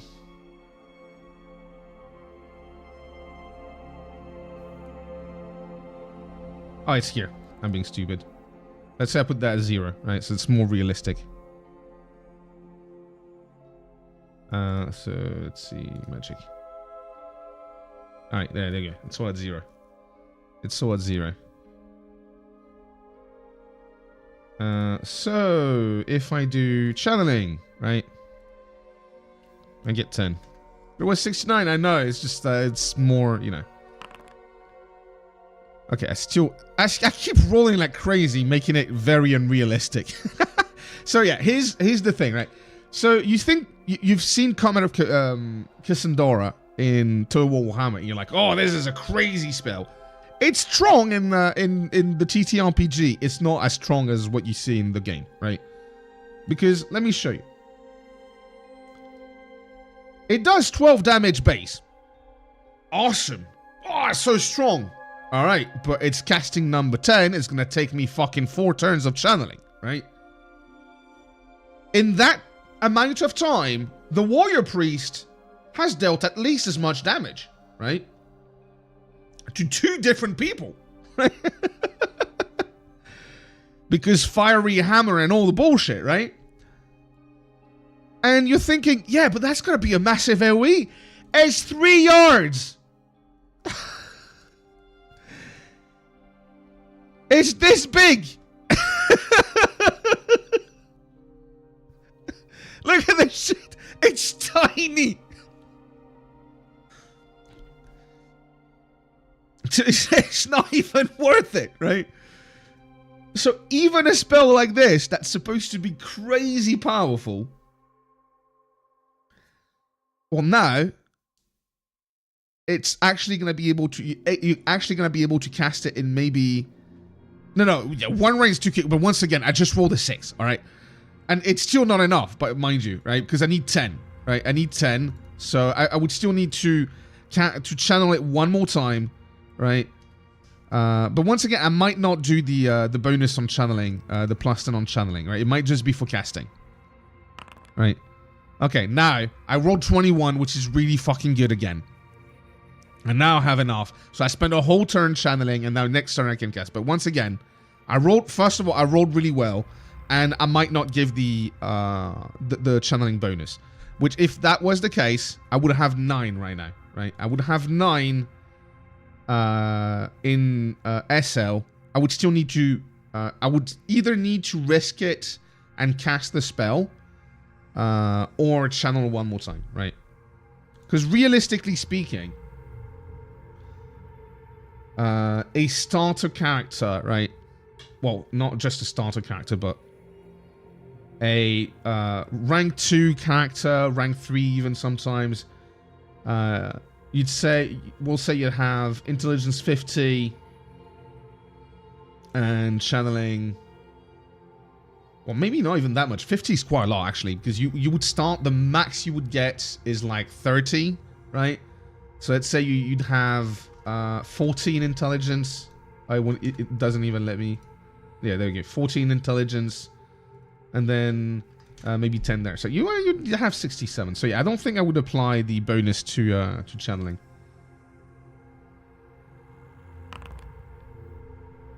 Yeah, there you go. See, and if I roll like shit, it's -2. And with the way I'm doing the rules right now, -2 is actually going to give you -2 SL, right? It's going to drop the SL, so it might make it longer, right? There you go, -3. Boom, I dropped to 6. And every time I roll, I get the risk of getting a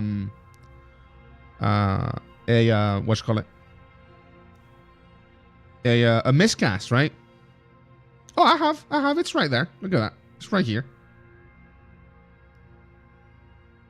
Right, so here I already spend 2 actions, and there you go. A fucking 88, and I got a miscast. So it's not like, it's just I got lucky with my rolls, right? Now let's start over. Let's do a new one, right? All right. Boom. Let's see. Wow, +5. I'm almost halfway there. +2. All right. I spent 1 full turn on it. +2. All right, 1 turn and a half. Okay, I'm gonna try and cast it now. Cast it. I do get +10 as a modifier. This I'm gonna remove for now. Boom, roll. Oh, miscast. That sucks. But I don't lose all my SLs if I succeed a willpower check. If I succeed my willpower check, which I did, I still have my 9 SL. Alright, but I've spent my 2 turns right now. 2 turns, right? Alright, let's try and cast again. I still get a +10, because I still have the stance. Right? And there we go. I finally got it. Right? Took me 2 turns and a half. And now, yeah, I'm going to do 17 damage in 3-yard range. That's cool, but I feel like for that amount of time spent on it, why not? Right? And if I feel like it's too powerful, we can also nerf the spells. Right? Because I feel like this method is more interesting, so maybe the problem is the spell. Right? Maybe that spell should deal with less damage. I can just go there. Detail. Casting number 10, that's fine. Damage. Maybe 9. Plus 9 damage is enough. Let's go with that. Right?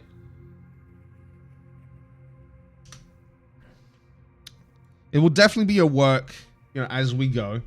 And to be honest, I also used like a really strong spell, right? Because most of the other spells are not that strong. If I use Bolt, for example, it's only +4, right? So if I use that, all right, well, able to channel it in one go, and then I can cast it.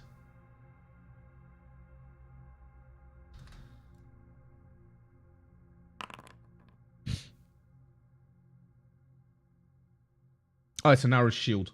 My bad. It's Bolt that I want to do. So let's say that was a 4, just to simulate it. I can cast it. Oh, let's say it's a success. Let's say I rolled a 49 instead. Okay, that does a lot of damage. So yeah, maybe the damage of the spells needs to be changed. We'll see.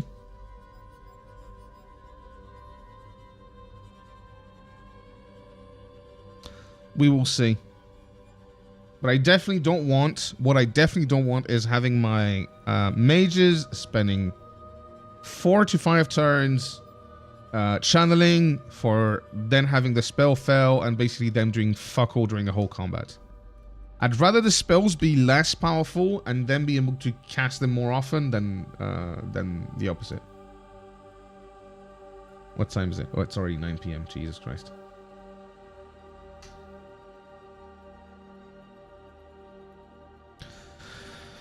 Alright. So, yeah, I wanted to try something before I go.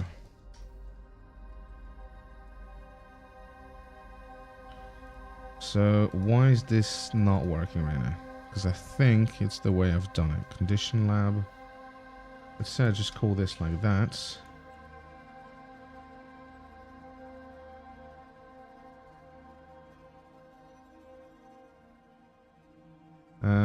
Let's see. +10 to hit this creature. Let's go with that. I want to see if it shows something. Because what I want... No, it doesn't work.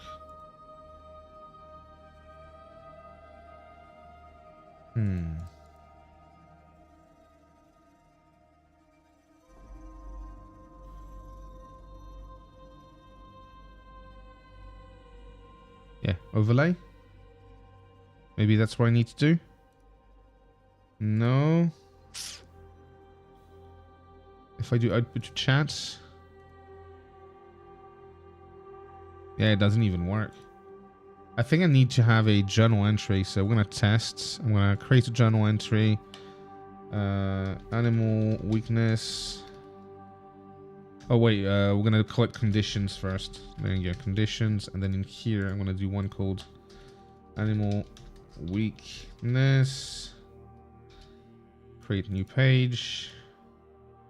So +10 to hit that creature. I'll do something more detailed. I just want to test it out right now. And if I put that in here, Oh yeah, I forgot I have to save the mapping there. Now if I do this, it still doesn't work. So I can't use that module to do that. Ah, that sucks. There's another module, but it doesn't work with Warhammer. That's so frustrating. This convenient effects would do exactly what I want, but it doesn't work. Because when I try to create a folder, let's go to test, give it a color, it doesn't create it, and I get this error message. And I can't figure out why. So I think I'll just have to do a macro. Something similar to that. Where I basically get to pick my custom. It's going to give me a list of custom conditions that I can apply to the selected token. I think that's how I'm going to do it.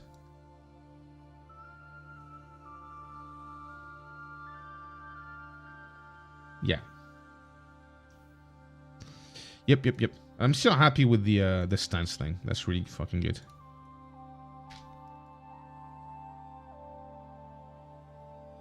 Yeah, we'll have to think about the magic. I think magic is going to require some special attention. They added some new rules as well in a recent supplement to make casting even, well, channeling and casting more fluid. So I'll have to look at that, see if I just want to use that, or if we want to change stuff. Because yeah, at the end of the day, I really don't want to have the case again where you have to spend so much time channeling that it feels like you can't do anything else. I'm trying to think if there's we could also do it so you can only channel once a turn, but do some other stuff. But the problem is that channeling, you're supposed to be focused on it. Huh. I just want the players to be able to do other shit, right?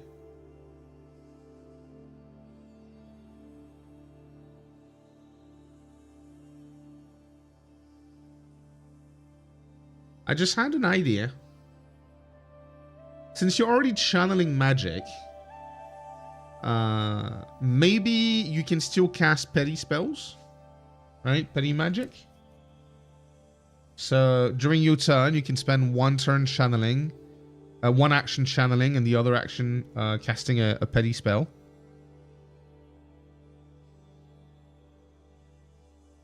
Either they do cool stuff and it costs, or they do the same as melee and do it every turn. Yeah. See, that's the thing. I feel like petty magic is not strong at all, right? If I look at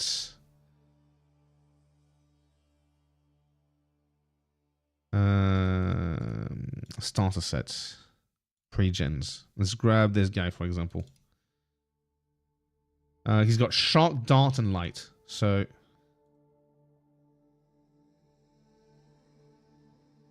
no, the spells are yeah. So shock, the target received one stun condition.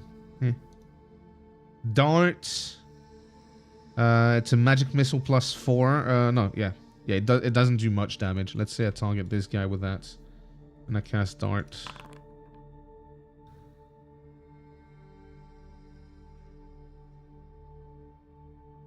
Yeah, it does 4 damage.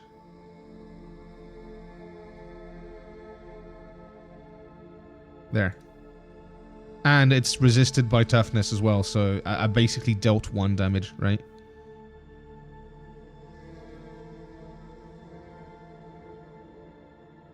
Yeah, but my problem is that in the basic game, I feel like the benefit is not worth the cost. Compared to what you get as a melee character. Again, dealing 12 damage after 5 turns to an AoE of 3 yards, a warrior or a ranger is going to do more damage, right? Even if this area of 3 yards is filled like with 4 characters, right? In my opinion, it's just not worth it.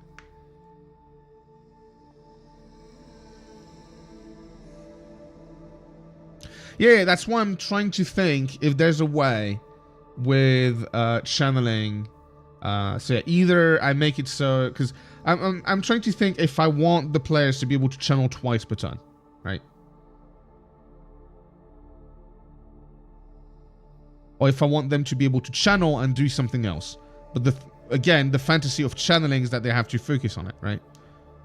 But once again, I also think that since they're already gathering magic, maybe they can expand some of it into petty magic.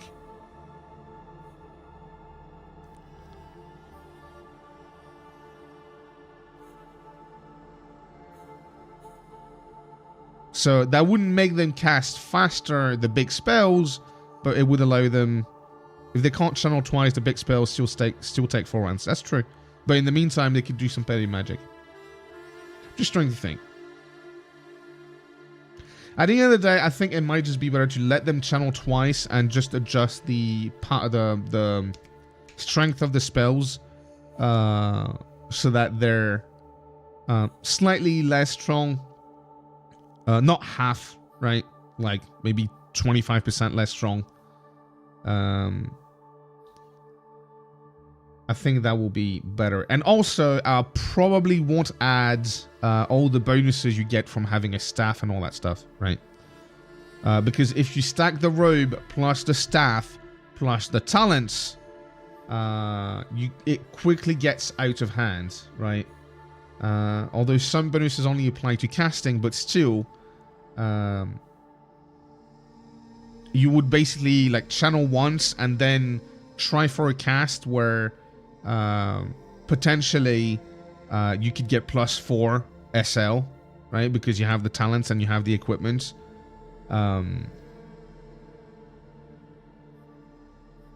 There's still, with the rules I'm going for right now, there's still risks, right? Because if you fail a cast, you have to make I think it's a willpower check. You basically have to resist an interruption, right? If you fail that, you lose all the SL. So there's still a risk, right? I'm just trying to think what happens when the character has fucking 75 in channeling, like I did with my character.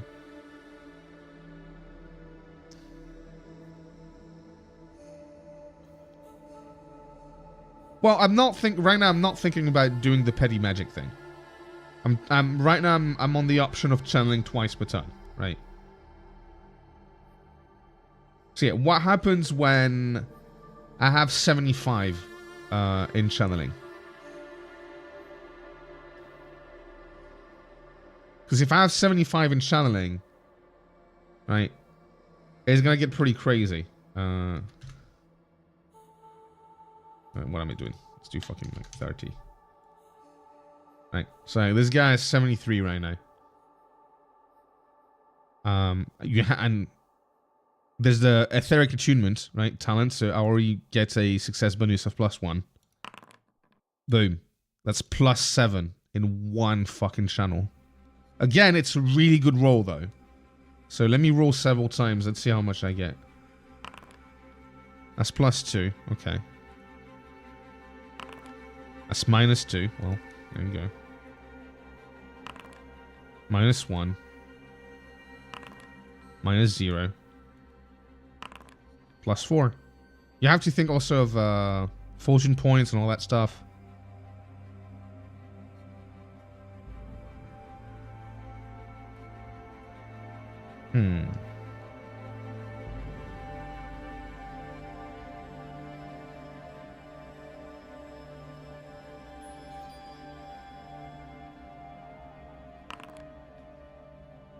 Yeah, +5, +3, so that's +8. Yeah, and boom, okay. So there I'd already be casting.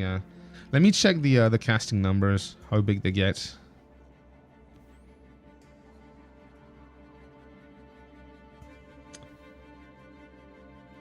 Where are they? Spells.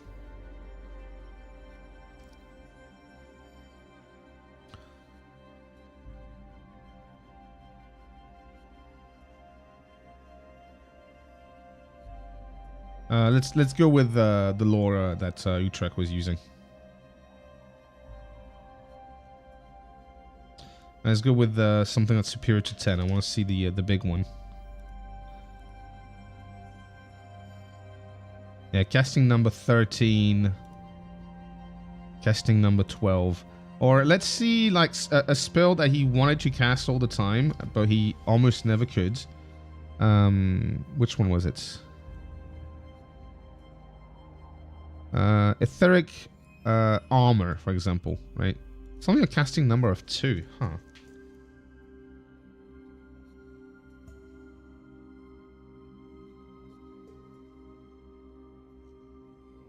But that's not the one he wanted to cast all the time.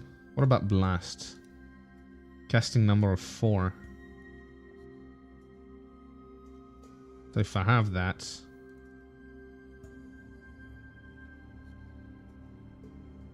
He did the arrow shield twice, failed his light, yeah. So skills. Okay, I keep rolling really well as well, which is not really...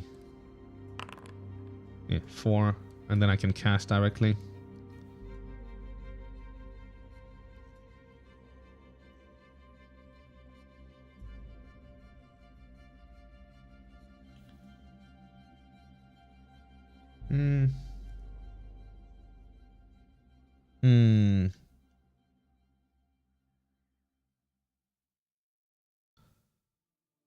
But again, this is supposed to be a pretty strong character. At this point, I mean, if I have that much in channeling and that much in casting.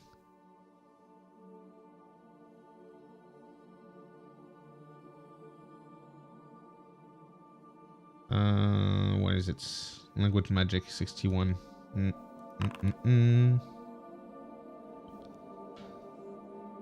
Yeah, it would happen in vanilla too. Well, it would mean that the blast comes out on the first turn, right? With what I'm going with right now.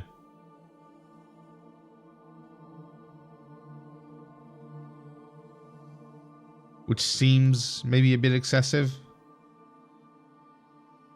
So I don't know how to balance this thing.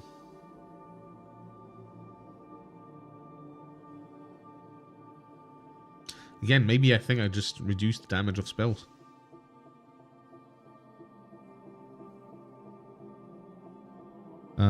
So if I go...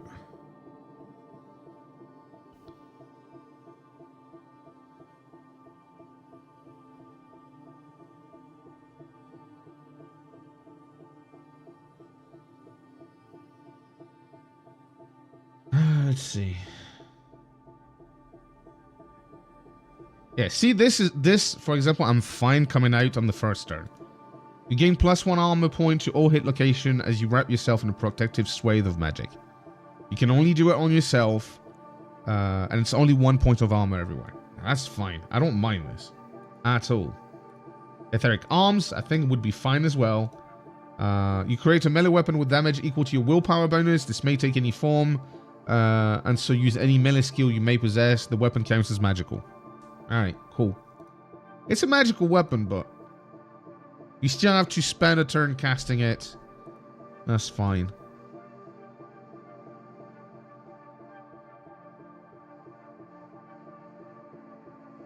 You cause metal armor to become soft and flimsy. Metal armor worn by anyone within the AoE is reduced by 2 armor points on every hit location.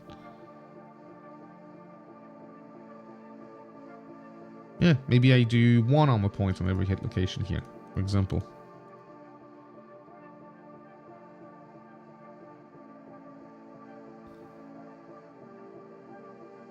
+1. It's, oh, you mean I should add more casting number? I could do that too. That would be another option. We could increase the casting number slightly. Maybe, so we're reducing the amount of potential time by 2 because then we can channel twice faster, right? Maybe to balance it out, I increase the casting number by 1.5, right? That could be an option. So for example, this would be 3. This would be 6. Yeah, I multiply it by 1.5, right? Well, and then I round, I guess, right? Keep the lowest on unaltered.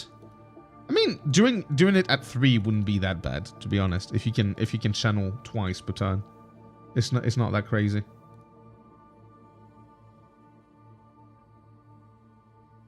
Yeah, this would be a 9. Or I can do like you said, right? 1 to the 3, 2 to the 4, 3 to the 5. No, that would ramp up pretty fast. Yeah, that would ramp up pretty fast. I think that might be the best, actually. Keep the same power, but adjust it so that... Yeah, you can channel twice as fast, but the spells are 1.5 times harder to cast.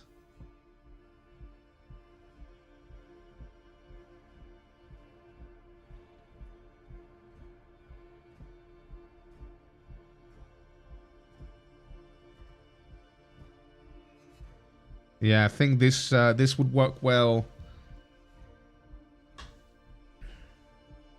This would work well. It would also work well with the fact that you get bonuses with talents like etheric attunement and all that stuff.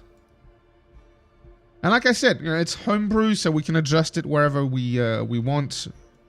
If at some point I feel like something is not fair, I can decide, okay, well, starting from next session, we'll do it this way, right?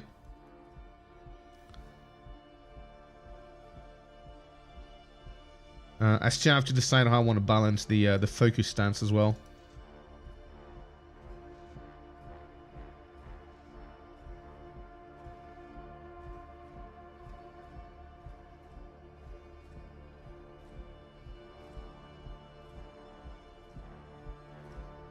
Should I have a note taker? That's fine. Don't worry. I'm not gonna forget all this shit.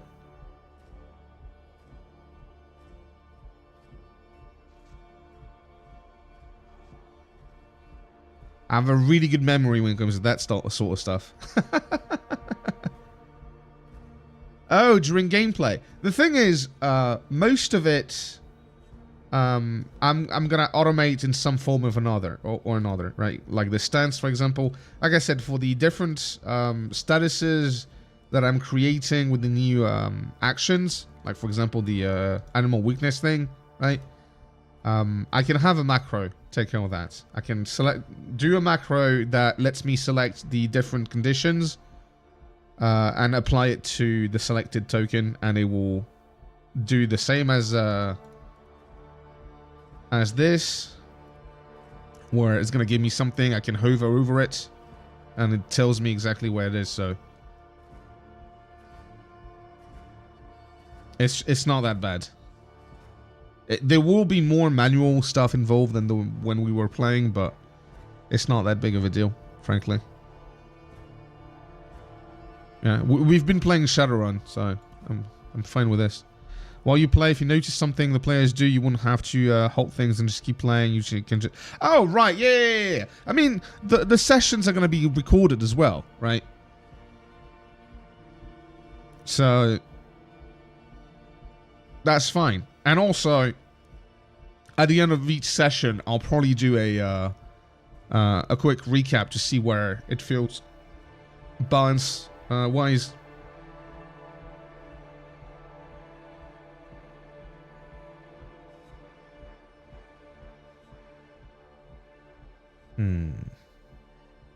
Just trying to see if there's other options, right? Something maybe more interesting.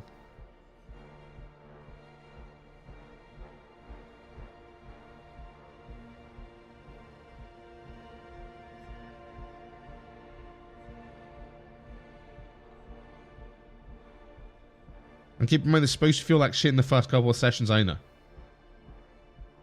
Well, let's create a mage real quick, right? Well, when you start, you don't have spells. You only have petty spells anyway, so you feel like shit just from that, right? Although I will add something. It will be very costly, right? Because there are rules in the game. And let me show you something. That's something that I think is retarded. So I grab a mage, right? A mage career. What do you start with? So Hierophant. There you go. You start with a grimoire. Cool. What's a grimoire supposed to have? Spells. Right? And there are rules to cast spells from grimoires, right? Where you don't need to spend the XP to learn the spell, right? There are rules for that. And there's even a table for miscasts from grimoire as well. So they only start with petty magic, but I will tell them you start with X amount of spells in your grimoire that you can pick, right? Now, how does it work? The CN is doubled, right? So a CN, just a CN4, which is not that crazy, CN8 suddenly, as a new character. You're gonna spend some time channeling on that shit.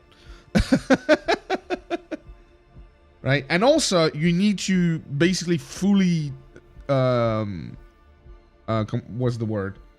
Commit to it, right? You need to use both hands with the grimoire, and you need to focus on it. You can't do anything else, right?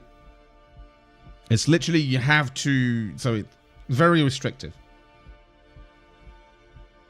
So no, yeah. At a first level mage, it's going to feel like shit, right? Second level, it's going to be a little bit better. Because then you finally get the arcane magic that gives you some spells. And then you can learn the spells. So, yeah. But let me check something. So, etheric attunement. You do not suffer miscast if you roll double on a successful channel. Okay. And this one, then, also because it touches a channel, it gives you +1 to channel rolls. Then arcane magic.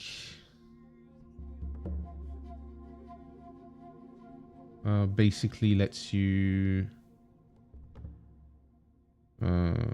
cast spells. Yeah, it doesn't do anything else. Instinctive diction doesn't do anything. That doesn't do anything.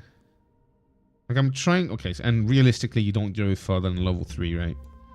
Unless we go all the way to the end of the campaign, which, in that case, you would... Like, for example, a Hierophant, you don't get that many bonuses to your rolls. Well, you do get the robes, eventually. Standard robe, which is pretty good. Like, standard robes... wizard robes there.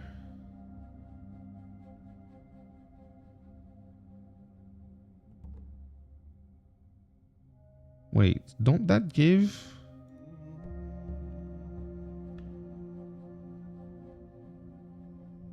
Right, yeah. It does, it does.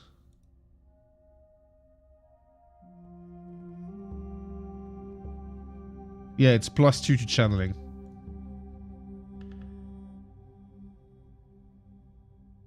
It just doesn't say here. Yeah, okay. Staffs are not part of it, though. Staff you have to find, which it's up to me if I want to reward you with a staff or not. So a Hierophant, for example, would get +1 for channeling for etheric attunement, and +2 from the practical robes. So yeah, I think the CN increase would make the most sense. Well, practical robes is only 1. Standard robes is +2, I think.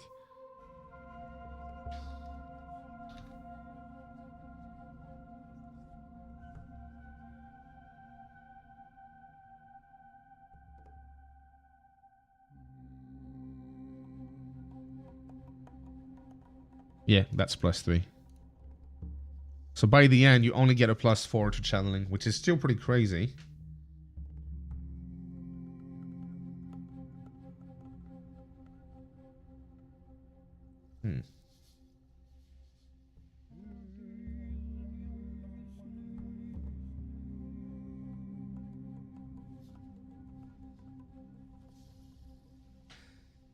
Maybe to temporize a little bit, I could do a rule where you cannot cast on the same turn as a turn where you channeled.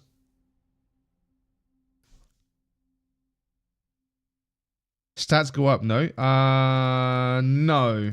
Let's see. This one you can only... Give me a sec. It's not all the talents that you can level multiple times. There. Oops. Come back here. Yeah, Etheric Attunement doesn't have levels, for example. Oh, base stats. Yeah, of course. Of course. Yeah, for sure, for sure. So that's what I'm saying. Not only do you get more SL bonus, it's also easier to get those SL bonus because your stat is higher, right? So eventually you would end up with like 75, you know, by the time level 3, I think, yeah, 75 channel is achievable.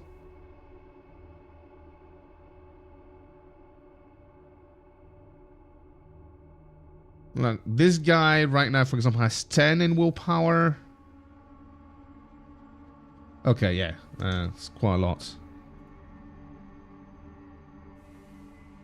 Which makes, yeah, absolutely. So realistically speaking, I think this guy would have maybe 15 in willpower. And then 20 in channeling, right? By the time he's to the 3rd rank of the career, which is only 68, right? But if he's got all the gear, he also has +3 to channeling rolls, right?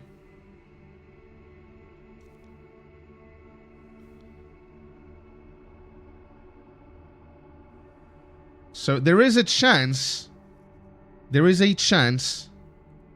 that you do get a fast channel.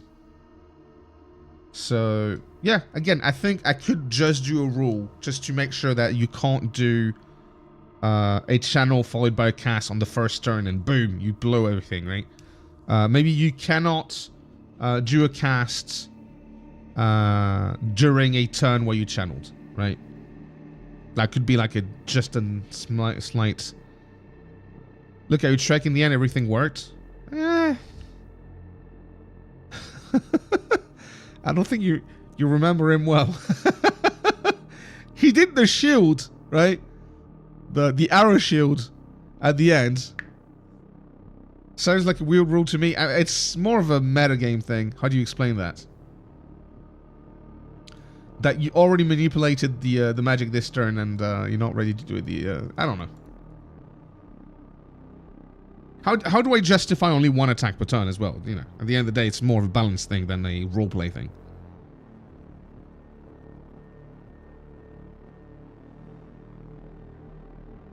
Because if you have time to do all the secondary reactions, surely you have time to swing your sword a second time, right?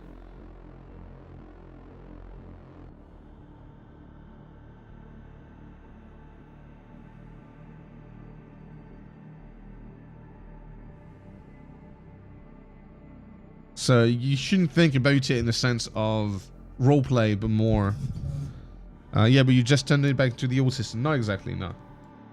No, because you can still channel twice in a turn.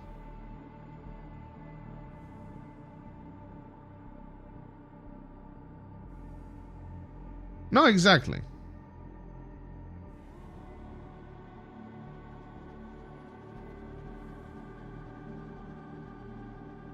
You can still do 2 channels in a turn, right?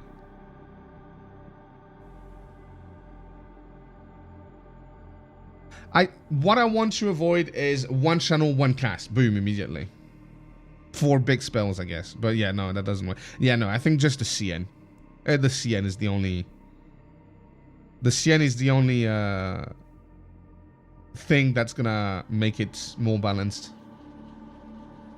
Because the only spells you'll be able to do in 1 channel and a cast will be weaker spells.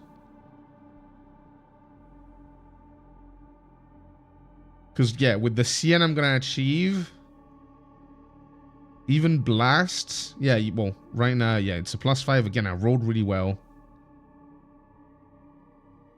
Any big spells will take at least 3 turns in this system, yeah. Which, you know, fair enough. Big spells should take a while. They just shouldn't take 5, 6 turns, right? Which is how it is with the normal system. Because by that time, the fight is over, right?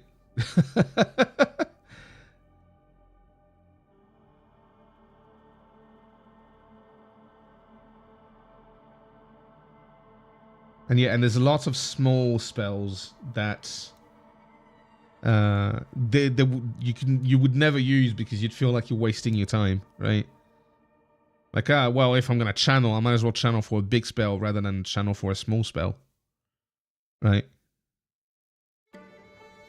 Yeah, CN number I think is the solution to everything. I'm just trying to see this thing from like different perspective, right? Just to make sure that I'm not missing anything. But I think adjusting the CN and allowing 2 channeling per turns, or channel and a cast, right, is the best solution.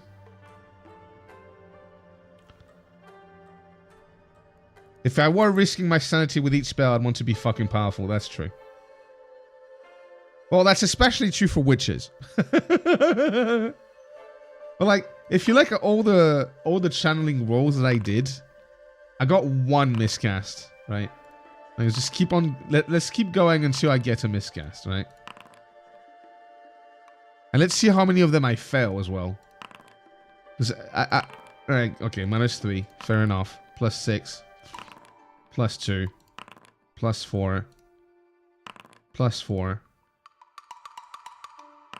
-1, +5, +3, +1. +7. Jesus. +3. +4. -4. There we go. Well, Helv was playing a witch, and witches do have the problem with miscasts, and they have to use ingredients all the time. -3. Okay, I'm getting a few fails, but I'm getting a lot of impressive successes there. But I haven't miscast once so far. Right? Not a single miscast. 26, -1, +1, -2. Okay, I have to see that from the perspective of a new character. So let's say I get 10. Free. Let's say here I have 5. Free. Yeah, I also have to see this from the perspective of a new character. Yeah, okay. There you go, +1, +2. Okay, boom. And then I can cast. And that would let me cast a small spell, right? I did a 31 and a 26, which is pretty fucking decent. Language magic. And let's say I'm in the focus stance, so I get a +10. And then I can use maybe a fortune point to reroll. +3, boom. Yeah. Yeah. That's good. I think that's where we're going. Absolutely. Adjust the CN.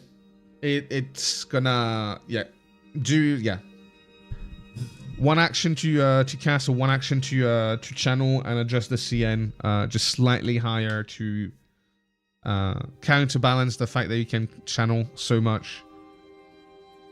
And this is absolutely fine.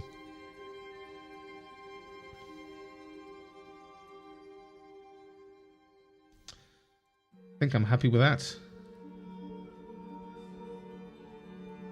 Alright, I need to go to bed. So let me go here. Right, tomorrow I think I'm going to do Factorio. I've achieved, well, I still have some stuff to work on here, but I can work on it this weekend. I have to work on Shadowrun too. And by the way, I need to ping everybody for Shadowrun because nobody contacted me to work on their characters. And I know how it's going to be. It's going to be how it was before we started the campaign, where it took fucking 3 months or 6 months or something like that to get the campaign going. So we need to get it going. Oh my god, that was loud. So yeah, that's the idea. I have to find players now. Oh my god, something's wrong again. For fuck's sake, why is... Oh, there's always something wrong. Why is the crop like this?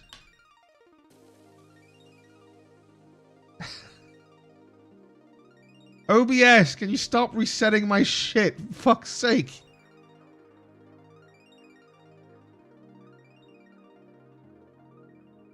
Come on.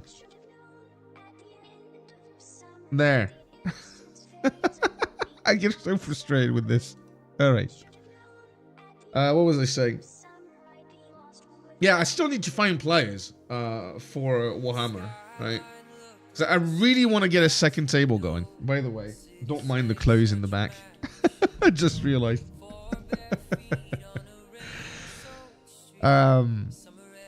Because I just can't find players, right? Every time I ask, I get like 2 answers from people who are like, it doesn't work for me. Like, come on. It's fun, I promise. So I would love to do it because this homebrew system really motivates me. It's gonna make the system way more interesting, be it for the players or for myself as a GM. It's a bit stressful as well because I could completely fuck up the system and make it absolutely unbalanced. But I don't think it's gonna be. We'll have to see. I guess. If anything, it's just gonna make it more dynamic, right? Especially with the fact that I'm only limiting 1 attack per turn anyway. Because yeah, if I was going 2 attacks per turn, then yeah, it would fuck up the system. It would be god awful. So I think it's still feasible. But yeah, we need to find players. If you guys know, there's only 2 people watching right now, but hey, if you know people that might be interested in playing Warhammer with us on stream during the Enemy Within campaign, feel free to tell them. Problem is, I don't want to play with complete strangers as well, right? It's fine if there's like 1 or 2 people I don't know at the table. Like, for example, Acrozad I didn't know, right, when we started playing together. But Acrozad's great. He's awesome. But if it's like 4 people that I don't know, I'm not going to be comfortable at all. It's not going to be fun. It needs to be people that I can trust to some extent as well, because, you know, we're going to be streaming. So, yeah. I don't know. We'll see. I'll make it work eventually. Or I'll just ask the people doing Shadowrun if they want to do Warhammer as well. It's going to be hard for everyone to do 2 tables, though.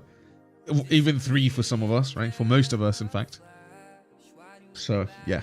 Anyway. Alright, I need to go to bed. It's like 10 p.m. already, and I usually go to bed at 9, so. Alright. Thank you so much for watching, the 2 of you. I appreciate it. I'll go back to the normal schedule very soon. Yeah, we'll play some video games and stuff. I just needed to get this out of my head. Yesterday I started working on that macro, and I went to bed at like 10 p.m. and my brain wouldn't stop. I actually came out of bed half an hour later to work on it some more to finally achieve what I wanted. My god, it was bad. So I think I'm going to be able to sleep well tonight. I achieved what I wanted. Alright, see you guys next time. You have a good one. See you.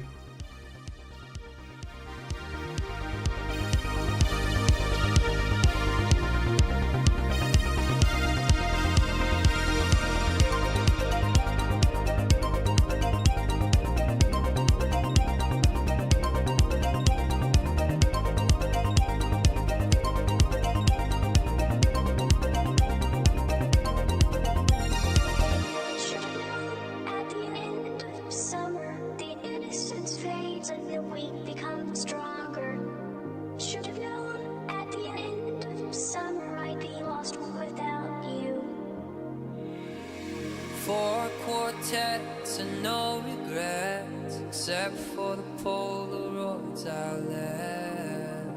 You were just some spell I was under.